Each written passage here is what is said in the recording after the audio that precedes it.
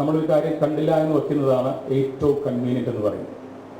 കാണുമ്പോഴാണ് സത്യം പറഞ്ഞാൽ അതിന് ബുദ്ധിമുട്ട് വരിക. കാരണം അതിനെ എതിർക്കാൻ നമ്മൾ വിചാരിക്കുന്നതിനെക്കാട്ടിലും കൂടുതൽ ശക്തികൾ നമുക്കെതിരാണ്. അതങ്ങനെയാണ്.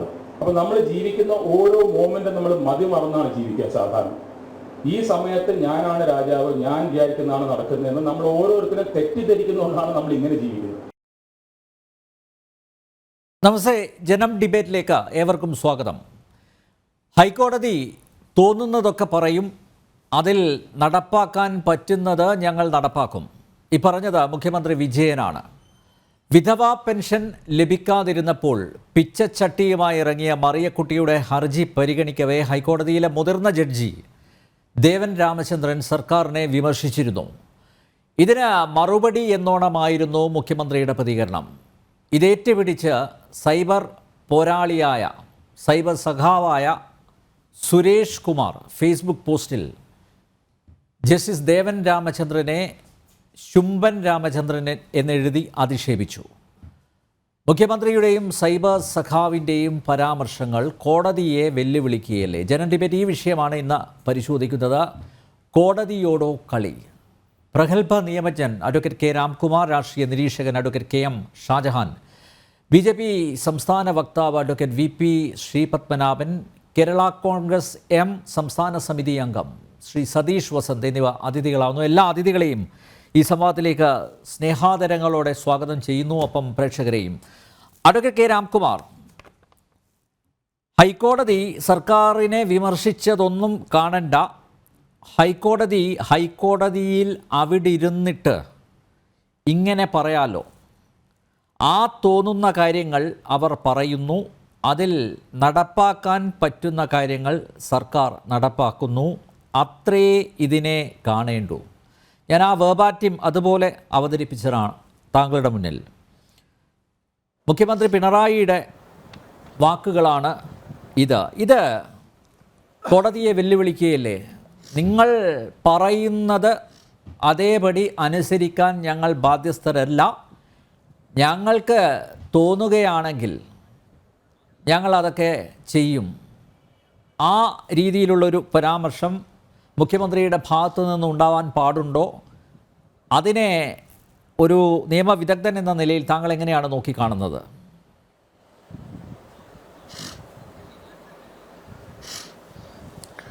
ഒരു മുഖ്യമന്ത്രിയുടെ ഭാഗത്ത് നിന്ന് ഒരിക്കലും ഉണ്ടാകാൻ പാടില്ലാത്ത പ്രതികരണമാണെന്ന് നിർഭാഗ്യവശാൽ പറയാൻ ഞാൻ നിർബന്ധിതനായിരിക്കണം. പ്രത്യേകിച്ചും ശ്രീ പിണറായി വിജയനെ പോലെ ഉന്നത രാഷ്ട്രീയ നേതാവും നേതൃപാഠവും സംഘടനാശേഷിയുമുള്ളൊരു വ്യക്തി കുറച്ചുകൂടി പക്വതയോടുകൂടിയ വാക്കുകൾ പറയേണ്ടതായിരുന്നു. കാരണം അദ്ദേഹത്തിൻ്റെ വാക്കുകൾ അദ്ദേഹത്തിൻ്റെ അനുയായികൾ മുഴുവൻ പിന്തുടരുന്നതാണ്. അതിൻ്റെ പ്രത്യാഘാതമാണല്ലോ നേരത്തെ താങ്കൾ സൂചിപ്പിച്ച സോഷ്യൽ മീഡിയ കമൻറ്റ്.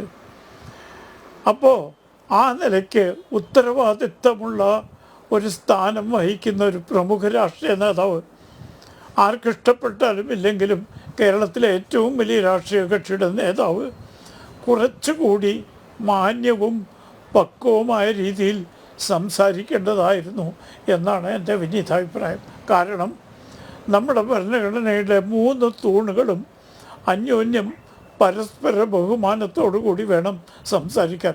ഒന്ന് മറ്റൊന്നിനേക്കാൾ മീതെയല്ല, 3ഉം പരസ്പര പൂരകങ്ങളാണ്. ആ നിലയ്ക്ക് ഹൈക്കോടതിക്ക് സാമൂഹ്യ പ്രതിബദ്ധതയിലും സാമൂഹ്യ നീതിയിലും അതിൻ്റേതായ പങ്ക് വഹിക്കാനുണ്ട്, സർക്കാരിനുമുണ്ട്. ഇത് രണ്ടും വഹിക്കുന്നതിൽ പരാജയപ്പെട്ടു എന്നൊരു തോന്നൽ ജനങ്ങൾക്കുണ്ട്. പ്രത്യേകിച്ചും ഒരു സാമൂഹ്യ സുരക്ഷാ പെൻഷൻ പദ്ധതി നടപ്പാക്കിയ സർക്കാരിന് അത് ഉറപ്പാക്കണം. ഞാൻ ചോദിക്കട്ടെ, മറിയക്കുട്ടിക്ക് പകരം മറിയും ആയിരുന്നെങ്കിൽ മുഖ്യമന്ത്രി ഇതുപോലെ പ്രതികരിക്കുമോ? അപ്പോൾ വോട്ട് ബാങ്ക് രാഷ്ട്രീയത്തിൻ്റെ മറ്റൊരു വശമാണ് നമ്മൾ മുഖ്യമന്ത്രിയുടെ പ്രസ്താവനയിൽ കണ്ടത്. ഒരു ജഡ്ജി സക്രിയമായിട്ട് ക്രിയാത്മകമായിട്ട് കാര്യങ്ങൾ കാണുന്നു എന്നതിന് അദ്ദേഹത്തെ പ്രശംസിക്കുകയല്ലേ വേണ്ട, അദ്ദേഹത്തെ പരിഹസിക്കുകയാണ് വേണ്ടത്. കാരണം ഹൈക്കോടതിയിൽ എല്ലാവരും അറിയാം, ഹൈക്കോടതിക്ക് അതിൻ്റേതായ പ്രാരബ്ധങ്ങളും പ്രയാസങ്ങളുമുണ്ട്. കേസുകൾ കെട്ടിക്കിടക്കുകയാണ്. പക്ഷേ ഇതൊക്കെ മറന്നുകൊണ്ട് ഒരു സാമൂഹ്യ വിഷയം അല്ലെങ്കിൽ ഒരു സാമൂഹ്യ നീതി നടപ്പാക്കുന്ന ഒരു വിഷയം വരുമ്പോൾ സക്രിയമായി ക്രിയാത്മകമായി പ്രതികരിക്കുന്ന ഒരു ജഡ്ജിയെ പ്രകീർത്തിക്കുകയല്ലേ മുഖ്യമന്ത്രി ചെയ്യേണ്ടത്. അതിന് പകരം അദ്ദേഹത്തെ പരിഹസിക്കുകയാണ്. ഇത് ഭംഗികേടാണ്. ഇപ്പോൾ വാസ്തവത്തിൽ ഇതിനെ സംബന്ധിച്ച് കൂടുതൽ ശക്തമായി പ്രതികരിക്കേണ്ടത് വിരമിച്ച ജഡ്ജിമാരാണ്. കാരണം അവർക്ക് മുഖ്യമന്ത്രിയെ ഉപദേശിക്കാനുള്ള അവകാശമുണ്ട്. രാജ്യത്ത് നടക്കുന്ന എല്ലാ നിസ്സാര സംഭവങ്ങളിലും രാഷ്ട്രപതിക്കും പ്രധാനമന്ത്രിക്കും എഴുത്തെഴുതാൻ വരുന്ന റിട്ടയർഡ് ജഡ്ജിമാർ ഇപ്പോൾ മൗനമാലംബിച്ചിരിക്കണം. കാരണം അവരുടെ താല്പര്യം വേറെയാണ്. മരിക്കുന്നത് വരെ കാറിൻ്റെ മുൻസീറ്റിൽ പോലീസുകാരൻ ഇരിക്കണം എന്ന നിർബന്ധ ബുദ്ധിയുള്ള റിട്ടയർഡ് ജഡ്ജിമാരാണ് ഈ രാജ്യത്ത് കൂടുതലും. സ്വാഭാവികമായും അവർക്ക് സർക്കാരിനോട് വിധേയത്വമുണ്ട്. അതുകൊണ്ടാണ് അവരുടെ നിശ്ചബ്ദത. പക്ഷെ അത് ഭംഗികേടാണ്. കാരണം ഹൈക്കോടതി പോലെയുള്ള ഒരു മഹൽ സ്ഥാപനത്തെയും അതിലെ ഒരു സക്രിയനായ ജഡ്ജിയെയും ക്രിയാത്മകമായി പ്രവർത്തിക്കണം എന്ന് നിർബന്ധ ബുദ്ധി പിടിക്കുന്ന ഒരു ജഡ്ജിയെയും അവമാനിക്കുമ്പോൾ ആദ്യം രംഗത്ത് വരേണ്ട അഭിഭാഷകരല്ല, അവിടെ ജഡ്ജിമാരായിരുന്ന വിഭാഗമാണ്. പക്ഷെ അവർ നിർഭാഗ്യവശാൽ നിശബ്ദരാണ്. പലരും രാഷ്ട്രീയ കാര്യങ്ങളെക്കുറിച്ച് അടുത്ത കാലത്ത് പ്രതികരിച്ചു. പക്ഷേ ഒരു ജഡ്ജിയെ അവമാനിക്കുകയോ ഇകഴ്ത്തുകയോ ചെയ്യുമ്പോൾ നിശബ്ദരായിരിക്കണം. കാരണം അവരുടെ സ്വാർത്ഥ ബുദ്ധി അവരുടെ പൊതുസമൂഹത്തുള്ള കടപ്പാടിനെ കീഴടക്കിയിരിക്കണം. വളരെ നിർഭാഗ്യകരമായൊരു സ്ഥിതിവിശേഷമാണ്. ഈ പെൻഷൻ കിട്ടാതെ പ്രത്യേകിച്ച് ക്രിസ്മസ് സമയത്ത് സപ്ലൈകോ ജനങ്ങളെ പരാജയപ്പെടുത്തിയ അവസരത്തിൽ ഒരുപാട് കുടുംബാംഗങ്ങൾ കഷ്ടപ്പെടുന്നുണ്ട്. പട്ടിണിയാണ്, മരുന്ന് വാങ്ങാൻ കാശില്ല. ഇതെല്ലാവർക്കും അറിയുന്ന കാര്യമാണ്. ഈ കാര്യം ചൂണ്ടിക്കാണിച്ചുകൊണ്ട് ഒരു സ്ത്രീ സ്വന്തം നിലയ്ക്ക് മുൻകൈയെടുത്ത് ഹൈക്കോടതിയിൽ വന്നപ്പോഴാണ് ജനം ഇതിനെക്കുറിച്ച് ശ്രദ്ധിക്കുന്നത്. അപ്പോൾ ആ സ്ത്രീയെ ഇതുപോലെ ഇകഴ്ത്തിത്താത്താൻ സർക്കാർ വക്കീലും മറ്റ് മന്ത്രിമാരും ഒക്കെ ശ്രമിക്കുന്നത് വളരെ ദുഃഖകരമായ കാര്യമാണ്. കാരണം ഞാൻ നേരത്തെ സൂചിപ്പിച്ചതുപോലെ സാമൂഹ്യ നീതി നമ്മുടെ ഭരണഘടന പ്രദാനം ചെയ്യുന്ന ഒരു വാഗ്ദാനമാണ്. ഇവിടെ സാമൂഹ്യ നീതിയെപ്പറ്റി പറയുകയാണെങ്കിൽ നമ്മുടെ പിന്നോക്ക സമുദായങ്ങളായ പട്ടികജാതി പട്ടികവർഗത്തിന് ഹൈക്കോടതിയിൽ പ്രാതിനിധ്യമില്ലാതെയായിട്ട് കാലങ്ങളായി. അവരിൽ ആളില്ല എന്നിട്ടാണോ? അല്ല, അവർക്ക് സ്വാധീനമില്ല എന്നിട്ടാണ്. കാരണം സ്വാധീനവും സമ്പത്തും ഉള്ളവ അല്ലെങ്കിൽ ബന്ധുബലവും ഉള്ളവർക്ക് ഇന്ന് ഹൈക്കോടതിയിൽ സ്ഥാനമുള്ളൂ എന്ന നിർഭാഗ്യകരമായ സ്ഥിതിവിശേഷം നാം കാണുകയാണ്. അടുത്ത അവസരത്തിൽ പ്രധാനമന്ത്രിയും ചീഫ് ജസ്റ്റിസും സാമൂഹ്യനീതിയുടെ പ്രാധാന്യത്തെക്കുറിച്ച് ജനങ്ങളെ ഉത്ബോധരാക്കുകയുണ്ടായി. നമ്മുടെ കേരള ഹൈക്കോടതിയിൽ ഒരൊറ്റ ജഡ്ജി പോലും പിന്നോക്ക വിഭാഗത്ത് നിന്നില്ല എന്നുള്ള ദുഃഖസത്യം ഞാൻ പ്രേക്ഷകരുമായി പങ്കുവെക്കാൻ ആഗ്രഹിക്കുന്നു ഈ സാഹചര്യത്തിൽ. കാരണം നമ്മൾ ചർച്ച ചെയ്യുന്നത് പ്രധാനമായും ഒരു മറിയക്കുട്ടിയുടെ പ്രശ്നമല്ല, ഒരു സാമൂഹ്യ പ്രശ്നമാണ്, സാമൂഹ്യ നീതിയുടെ പ്രശ്നമാണ്. ഈ സാമൂഹ്യ നീതി നടപ്പാക്കാൻ ഹൈക്കോടതിയെപ്പോലെ തന്നെ നമ്മുടെ സർക്കാരും പ്രതിജ്ഞാബദ്ധരാണ്. നമ്മുടെ സർക്കാർ എന്ത് ചെയ്യുന്നു? ഹൈക്കോടതിയിൽ പിന്നോക്ക സമുദായം, കേരളത്തിലെ പിന്നോക്ക സമുദായത്തിൽ പ്രഗത്ഭരായ പലരുമുണ്ട്, വിദ്യാഭ്യാസ യോഗ്യത ഉള്ളവരുണ്ട്. ഒരു പക്ഷേ പട്ടികജാതി പട്ടികവർഗത്തിലെ ഏറ്റവും അധികം വിദ്യാഭ്യാസമുള്ള അഭിഭാഷകർ കേരളത്തിലായിരിക്കാം. ഒരാളെയെങ്കിലും പരിഗണിക്കണമെന്ന് നമ്മുടെ മുഖ്യമന്ത്രി ഹൈക്കോടതിയോട് അഭ്യർത്ഥിച്ചിട്ടുണ്ടോ? അതവരുടെ ബാധ്യതയല്ലേ, ചുമതലയല്ലേ, ഹൈക്കോടതിയുടെയും ബാധ്യതയല്ലേ? ഈ രണ്ട് ഭരണഘടനാ സ്ഥാപനങ്ങളും ഈ പാവപ്പെട്ടവരെ പരിപൂർണമായി അവഗണിക്കുന്നത് ശരിയാണോ? നമ്മുടെ പ്രഖ്യാപിത സാമൂഹ്യ നീതിക്കുള്ള കാൽവെപ്പിലേക്ക് ഒരു ചുവട് പിന്നോക്കം വയ്ക്കലല്ലേ ഈ അവഗണന കൊണ്ട്. അതുകൊണ്ട് എത്രയും വേഗം സാമൂഹ്യ നീതി, സാമൂഹ്യ സുരക്ഷ എന്നീ കാര്യത്തിൽ സർക്കാരിൻ്റെ കാഴ്ചപ്പാട് മാറിയേ തീരൂ. അത് മതമോ രാഷ്ട്രീയമോ നോക്കി ആകരുത്. സാമൂഹ്യ നീതിയും സാമൂഹ്യ സുരക്ഷയും ഈ സംസ്ഥാനത്തെ എല്ലാ സമുദായങ്ങൾക്കും അവകാശപ്പെട്ടതാണ്. അത് ഉറപ്പുവരുത്താൻ ബാധ്യതയുള്ള മുഖ്യമന്ത്രി ഇത്തരം അനൗചിത്യമായ ഭാഷയിൽ സംസാരിക്കുന്നത് ദുഃഖകരമാണ്. പ്രത്യേകിച്ചും അതിന് ശ്രമിക്കുന്ന ഒരു മഹൽ സ്ഥാപനത്തെ ഇകത്തിത്താത്തിക്കൊണ്ട് ജനങ്ങളുടെ മുമ്പിൽ അവരെ അവഹേളിക്കാൻ ഉള്ള സാഹചര്യം ഒരുക്കുന്ന രീതിയിൽ ഇത്രയും പരിചയസമ്പന്നനും രാഷ്ട്രീയ നൈപുണ്യം മികച്ചു നിൽക്കുന്ന ഒരു നേതാവിൻ്റെ ഭാഗത്തുണ്ടായത് എന്നെ സംബന്ധിച്ച് വളരെ ദുഃഖത്തോടു കൂടിയാണ് ഞാനത് കാണുന്നത്. അതിൻ്റെ നിയമവശം മറക്കൂ. അതിൻ്റെ അനൗചിത്യത്തെക്കുറിച്ചാണ് ഞാൻ കൂടുതൽ സംസാരിക്കാൻ ആഗ്രഹിക്കുന്നത്. യെസ്, ശ്രീ സതീഷ്, തോന്നുന്നത് മാത്രം ചെയ്താൽ മതിയോ? അതാണോ ഒരു സർക്കാർ ചെയ്യേണ്ടത്? ഇപ്പോൾ ഹൈക്കോടതി നേരത്തെ അഡ്വക്കേറ്റ് കെ രാംകുമാർ ചൂണ്ടിക്കാണിച്ചു, അതായത് ഒരു സാമൂഹ്യ പ്രശ്നമാണ് അഡ്രസ്സ് ചെയ്തത്. അതിൽ വളരെ സക്രിയമായി ഇടപെട്ട് സംസാരിച്ച ഹൈക്കോടതിയിലെ മുതിർന്ന ന്യായാധിപനെ അദ്ദേഹത്തെ ശുംഭൻ എന്ന് വിളിച്ച് ആക്ഷേപിക്കുക, അതിന് ആധാരമായത് എന്താണ്? മുഖ്യമന്ത്രിയുടെ പരാമർശമാണ്. അപ്പോൾ ഈ രീതിയിലാണോ കോടതി നിർദ്ദേശങ്ങളെ സർക്കാർ കാണേണ്ടത്? ഞങ്ങൾക്ക് തോന്നുന്നത് ഞങ്ങൾ ചെയ്യും, ഹൈക്കോടതി പറയേണ്ടത് പറയട്ടെ, അതാണോ? നോക്കുമല്ലേ, ഇപ്പം ഇതെന്താണ് സന്ദർഭം വന്നത്? നമ്മളിവിടെ ചർച്ചയ്ക്ക് എടുക്കാൻ വേണ്ടി വന്നത് മുഖ്യമന്ത്രിയുടെ ഈ പരാമർശം. എന്തിനാണ് ഈ പരാമർശം വന്നത്? മാധ്യമ സുഹൃത്തുക്കൾ ഒരു കോടതിയുടെ വിധിയെ പരാമർശിച്ചുകൊണ്ട് മുഖ്യമന്ത്രിയുടെ അടുത്ത് ചോദ്യം ചോദിച്ചപ്പോൾ അദ്ദേഹം പറഞ്ഞതെന്ന് വെച്ചാൽ കോടതി വിധികളൊക്കെ വരും, നമ്മൾ ചെയ്യേണ്ട കാര്യങ്ങൾ നമ്മൾ ചെയ്യും. ആ ഒരു ഉദ്ദേശത്തിലാണ് അദ്ദേഹം പറഞ്ഞത്. ആ ഒരു ഉദ്ദേശത്തിൽ മാത്രമാണ് അദ്ദേഹം പറഞ്ഞത്. ബഹുമാനപ്പെട്ട നമ്മളെ അഡ്വക്കേറ്റ് രാംകുമാർ സാർ പറഞ്ഞ പോലെ രണ്ടുപേരും ഇപ്പോൾ ജുഡീഷ്യറി എന്നാലും എക്സിക്യൂട്ടീവ് ആണ്, പരസ്പരം ഒരു ബഹുമാനം അങ്ങോട്ടും ഇങ്ങോട്ടും ഗിവ് ആൻഡ് ടേക്ക് പോളിസിയിൽ ചെയ്യണം. പക്ഷേ ഇവിടെ എന്താണ് സംഭവിച്ചത്? മുഖ്യമന്ത്രി ആ ഒരു ഉദ്ദേശത്തിലാണ് പറഞ്ഞത്. നോക്കൂ, ഒരു ഉദാഹരണം പറയാം. ഇന്ത്യയിലെ പരമോന്നത കോടതിയായ സുപ്രീം കോടതി രണ്ട് വിധികൾ ഞാൻ ആദ്യം പറയാം. ഒന്ന്, നമ്മളെ ശബരിമല സ്ത്രീ വിഷയത്തിലെ ഒരു പ്രശ്നം, അത് നമുക്ക് നടപ്പിലാക്കാൻ പറ്റും. അത് കോടതി വിധിച്ചേന്, സുപ്രീം കോടതി വിധിച്ചേന്, നടപ്പിലാക്കാൻ പറ്റുമോ? രണ്ട്, വിളപ്പിശാല മാലിന്യം അവിടെ ഇടണമെന്ന് പറഞ്ഞുകൊണ്ട് സുപ്രീം കോടതിയുടെ വിധി ഉണ്ടായിരുന്നു, നമുക്ക് നടപ്പിലാക്കാൻ പറ്റുമോ? ആ ഒരു പരാമർശത്തിലായിരിക്കും അദ്ദേഹം അത് പറഞ്ഞത്. അതിന് ഇത്രയും വലിയ ഒരു രീതിയിൽ എടുക്കേണ്ട ഒരു ആവശ്യമില്ല. കാര്യം പറയാൻ ആരാണ്? മുഖ്യമന്ത്രി. ആരാണ്? പിണറായി വിജയൻ. ആ ഒരു ഫേസ് വെച്ചുകൊണ്ടാണ് എല്ലാ മാധ്യമങ്ങളും എടുക്കുന്നത്. അദ്ദേഹം ആ ഒരു വിധത്തിൽ എടുത്തതായിട്ട് നിങ്ങൾക്ക് എന്താണ് പറയാൻ പറ്റാത്തത്? ആ ഒരു തീരുമാനത്തിലേക്ക് എന്താണ് വരുന്നത്? ഇപ്പം നമ്മൾ പിണറായിക്ക് കൊമ്പുണ്ടോ? പിണറായി ആണ് പറയുന്നത്. അപ്പൊ പിണറായി പറയുന്നത് നമ്മൾ ആ രീതിയിൽ അല്ല, അതുകൊണ്ടായിരിക്കാം കോടതിയോടുള്ള അവഹേളനമായിട്ട് കാണാൻ. അല്ല, അത് അവഗണനയാണോ? അല്ല, ഞാൻ പറയുന്നത് അങ്ങനെ, അത് അവഗണനയാണോ? അതൊരു അവഗണനയൊന്നുമല്ല. ഒരു മാധ്യമ പ്രവർത്തകൻ ചോദിച്ചപ്പോഴത്തേക്കിൽ അദ്ദേഹം കോടതി വിധികളൊക്കെ പല വിധികളും വരും, അതെല്ലാം നമുക്ക് നടപ്പിലാക്കാൻ പറ്റുമോ? പറ്റിയിട്ടില്ല. ഇന്ത്യ എന്ന ഡെമോക്രസിയിൽ പറ്റിയിട്ടില്ല. രാംകുമാർ സാർ പറയട്ടെ, അങ്ങനെ പറ്റിയിട്ടുണ്ടോന്നു?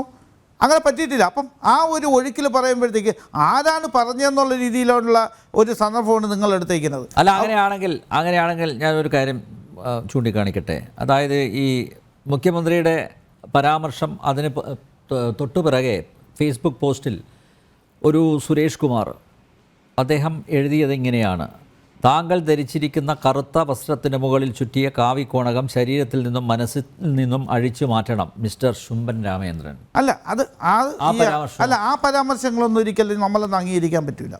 അതൊന്നും കോടതിയോടോ അല്ലെങ്കിൽ നേരത്തെ പറഞ്ഞ പോലെ രാമേന്ദ്രൻ സാർ, ദേവൻ രാമേന്ദ്രൻ സാറിനെ പോലത്തെ പ്രഗത്ഭനായ ഹൈക്കോടതിയിൽ നേരത്തെ രാംകുമാർ സാർ പറഞ്ഞ ലക്ഷക്കണക്കിന് കേസുകൾ ഹൈക്കോടതിയിൽ കെട്ടിക്കിടുമ്പോൾ ചില സാമൂഹിക പ്രശ്നങ്ങൾ ഉയർത്തിപ്പിടിച്ചുകൊണ്ട് അദ്ദേഹം മുന്നോട്ട് വന്ന് ചെയ്യുമ്പോഴത്തേക്ക് അദ്ദേഹത്തിന് ഇങ്ങനെ ഒരു വിമർശിക്കുന്നത് ശരിയല്ല. ഞാൻ അതിലോട്ടൊന്നും ഞാൻ യോജിക്കുന്നൊന്നുമില്ല. മുഖ്യമന്ത്രിയുടെ ഒരു പ്രസ്താവന മാത്രമേ ഞാൻ ഇത് പറയൂ. അല്ല, അതുകൊണ്ടാണ് ഇങ്ങനെ വന്നതാണ്. എന്താണ്? അല്ല, ഇപ്പൊ ആളുകൾക്ക് എന്തെല്ലാം പ്രചോദനം കൊണ്ടാണ് നമ്മൾ ഇതൊക്കെ പറയുന്നത്. നവകേരള യാത്രയോടനുബന്ധിച്ച് ഈ യൂത്ത് കോൺഗ്രസ് പ്രതിഷേധിച്ച യൂത്ത് കോൺഗ്രസ് പ്രവർത്തകരെ, കരിങ്കോട് കാണിച്ച യൂത്ത് കോൺഗ്രസ് പ്രവർത്തകരെ ഡിവൈഎഫ്ഐക്കാർ കൈകാര്യം ചെയ്തു. അത് ജീവൻ രക്ഷാ പ്രവർത്തനം എന്ന രീതിയിലാണ് മുഖ്യമന്ത്രി കണ്ടത്. അത് കല്യാശ്ശേരിക്കടുത്താണ് അത് സംഭവിച്ചത്. തിരുവനന്തപുരം വരെ ആ നിലപാട് അദ്ദേഹം മാറ്റിയിട്ടില്ല. അല്ല, പക്ഷെ അതിൻ്റെ ആഫ്റ്റർ റിസൾട്ട് എന്തായിരുന്നു? എന്തായിരുന്നു? എല്ലായിടത്തും, അതായത് മുഖ്യമന്ത്രിയുടെ അംഗരക്ഷകർ ഒരു ഭാഗത്ത് ഇറങ്ങി മർദ്ദിക്കുന്നു, ഡിവൈഎഫ്ഐക്കാരും SFIക്കാരും അവർ ഈ മുഖ്യമന്ത്രി പറഞ്ഞ ജീവൻ രക്ഷാ പ്രവർത്തനം വളരെ ശക്തമായി മുന്നോട്ട് കൊണ്ടുപോകുന്നു. അതൊക്കെയല്ലേ നമ്മൾ കണ്ടത്. ഞാനൊരു കാര്യം, ക്രമസമാധാന നില പോലും തകരാറിലാക്കുന്ന രീതിയിൽ ഈ ഭരിക്കുന്ന പാർട്ടിയുടെ യുവജന സംഘടനകൾ തന്നെ അതൊക്കെ നിയമം കൈകാര്യം ചെയ്യുമ്പോൾ നമുക്കങ്ങനെ ലാഘവത്തോടെ എടുക്കാൻ പറ്റുമോ? അത് തന്നെയല്ലേ ഇവിടെ സംഭവിച്ചത്. മുഖ്യമന്ത്രി കോടതിയെ അവഹേളിക്കുന്നു. അതായത് കോടതി അങ്ങനെ പലതും പറയും.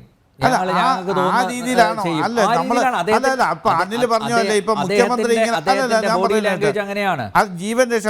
അതെന്താണ് കാര്യം? അത് അന്നത്തെ ഒരു ബാലുശ്ശേരിയാണെന്ന് ഒരു പ്രവർത്തകൻ, യൂത്ത് കോൺഗ്രസിൻ്റെ പ്രവർത്തകൻ കരിങ്കൊടിയും കൊണ്ട് ഒരു വണ്ടിയിൽ ഫ്രണ്ടിൽ ചാടുന്നു. അതിനെ രക്ഷിക്കാൻ വേണ്ടി ബാക്കിയുള്ള ആളുകൾ അല്ലല്ല ഞാൻ പറഞ്ഞിട്ട് ഞാൻ അതിലോട്ടൊന്നും നമ്മൾ അതിനെ അംഗീകരിക്കാനൊന്നുമില്ല. അതൊന്നും ശരിയായ നിലവില്ല. പക്ഷേ ഒരു കാര്യം എന്ന് വെച്ചാൽ ഒരു കേരള യാത്ര അല്ലെങ്കിൽ നവകേരള യാത്ര മുഖ്യമന്ത്രിയും മന്ത്രിമാരും പോകുമ്പോഴത്തേക്ക് ഇതൊരു വേറെ ഒരു പ്രതിപക്ഷത്തിനെതിരായിട്ടോ അല്ല ആർക്കും എതിരായിട്ടല്ല, നമ്മളുടെ ഒരു മന്ത്രിസഭയും ജനങ്ങളുടെ ഇടയിൽ ചെന്നിട്ട് അത് എന്താണ് കാര്യങ്ങൾ ഞാൻ പറഞ്ഞിട്ട് അനിൽ നമ്പറും നമുക്കൊക്കെ അറിയാമല്ലോ.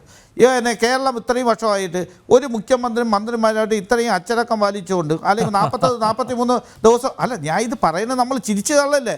നമ്മളെ കാലങ്ങൾ ഹിസ്റ്ററി നമുക്ക് പഠിക്കേണ്ടി വരും. അല്ല നമ്മളൊക്കെ ഞാൻ ചരിത്രമാണ് ഞാൻ പഠിച്ചിട്ടില്ല, ഞാൻ പൊളിറ്റിക്കൽ സയൻസാണ് പഠിച്ചത് MG കോളേജിൽ. അപ്പോൾ ഞാൻ ഇത് പറയുന്നത് കാലങ്ങൾ വരുമ്പോഴത്തേക്ക് പൊളിറ്റിക്കൽ സയൻസിൽ നമ്മളിത് പഠിക്കേണ്ടി വരുന്നേ. നമ്മൾ ഇങ്ങനെ ഒരു മുഖ്യമന്ത്രി ഉണ്ടായിരുന്നു, മന്ത്രിമാർ അല്ല അല്ല അല്ല അല്ല അല്ല അല്ല സാറ് ഇത് അല്ല പറയണം. നിങ്ങളെ ഡിബേറ്റ് വരുമ്പോൾ പറയും ഒരു കുഴപ്പമില്ലെന്ന്. ഞാൻ ഇതല്ല പറയുന്നത്.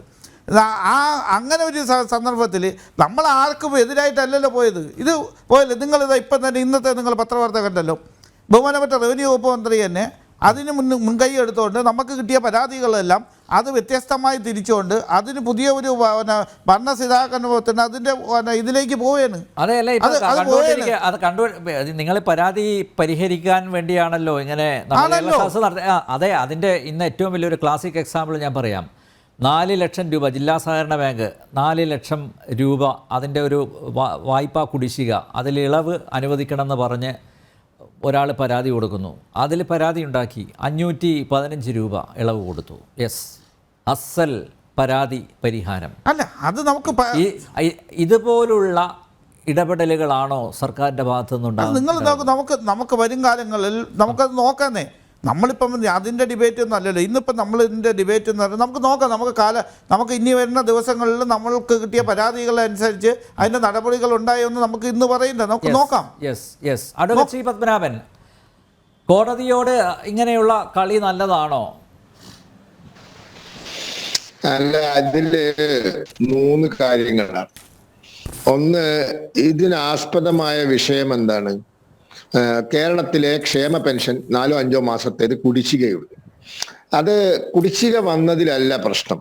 ഈ കുടിശ്ശിക എന്ന് പറയുമ്പോൾ ഗവൺമെന്റിന്റെ അടുത്ത് പൈസ ഇല്ല, അതുകൊണ്ട് കൊടുത്തിട്ടില്ല, ഓക്കെ. പക്ഷേ 2 രൂപ വെച്ചിട്ട് 1 ലിറ്റർ പെട്രോളിന്റെ മുകളിലും 1 ലിറ്റർ ഡീസലിന്റെ മുകളിലും നിങ്ങൾ സെസ് വാങ്ങുന്നുണ്ടല്ലോ ക്ഷേമ പെൻഷന് വേണ്ടിയിട്ട്.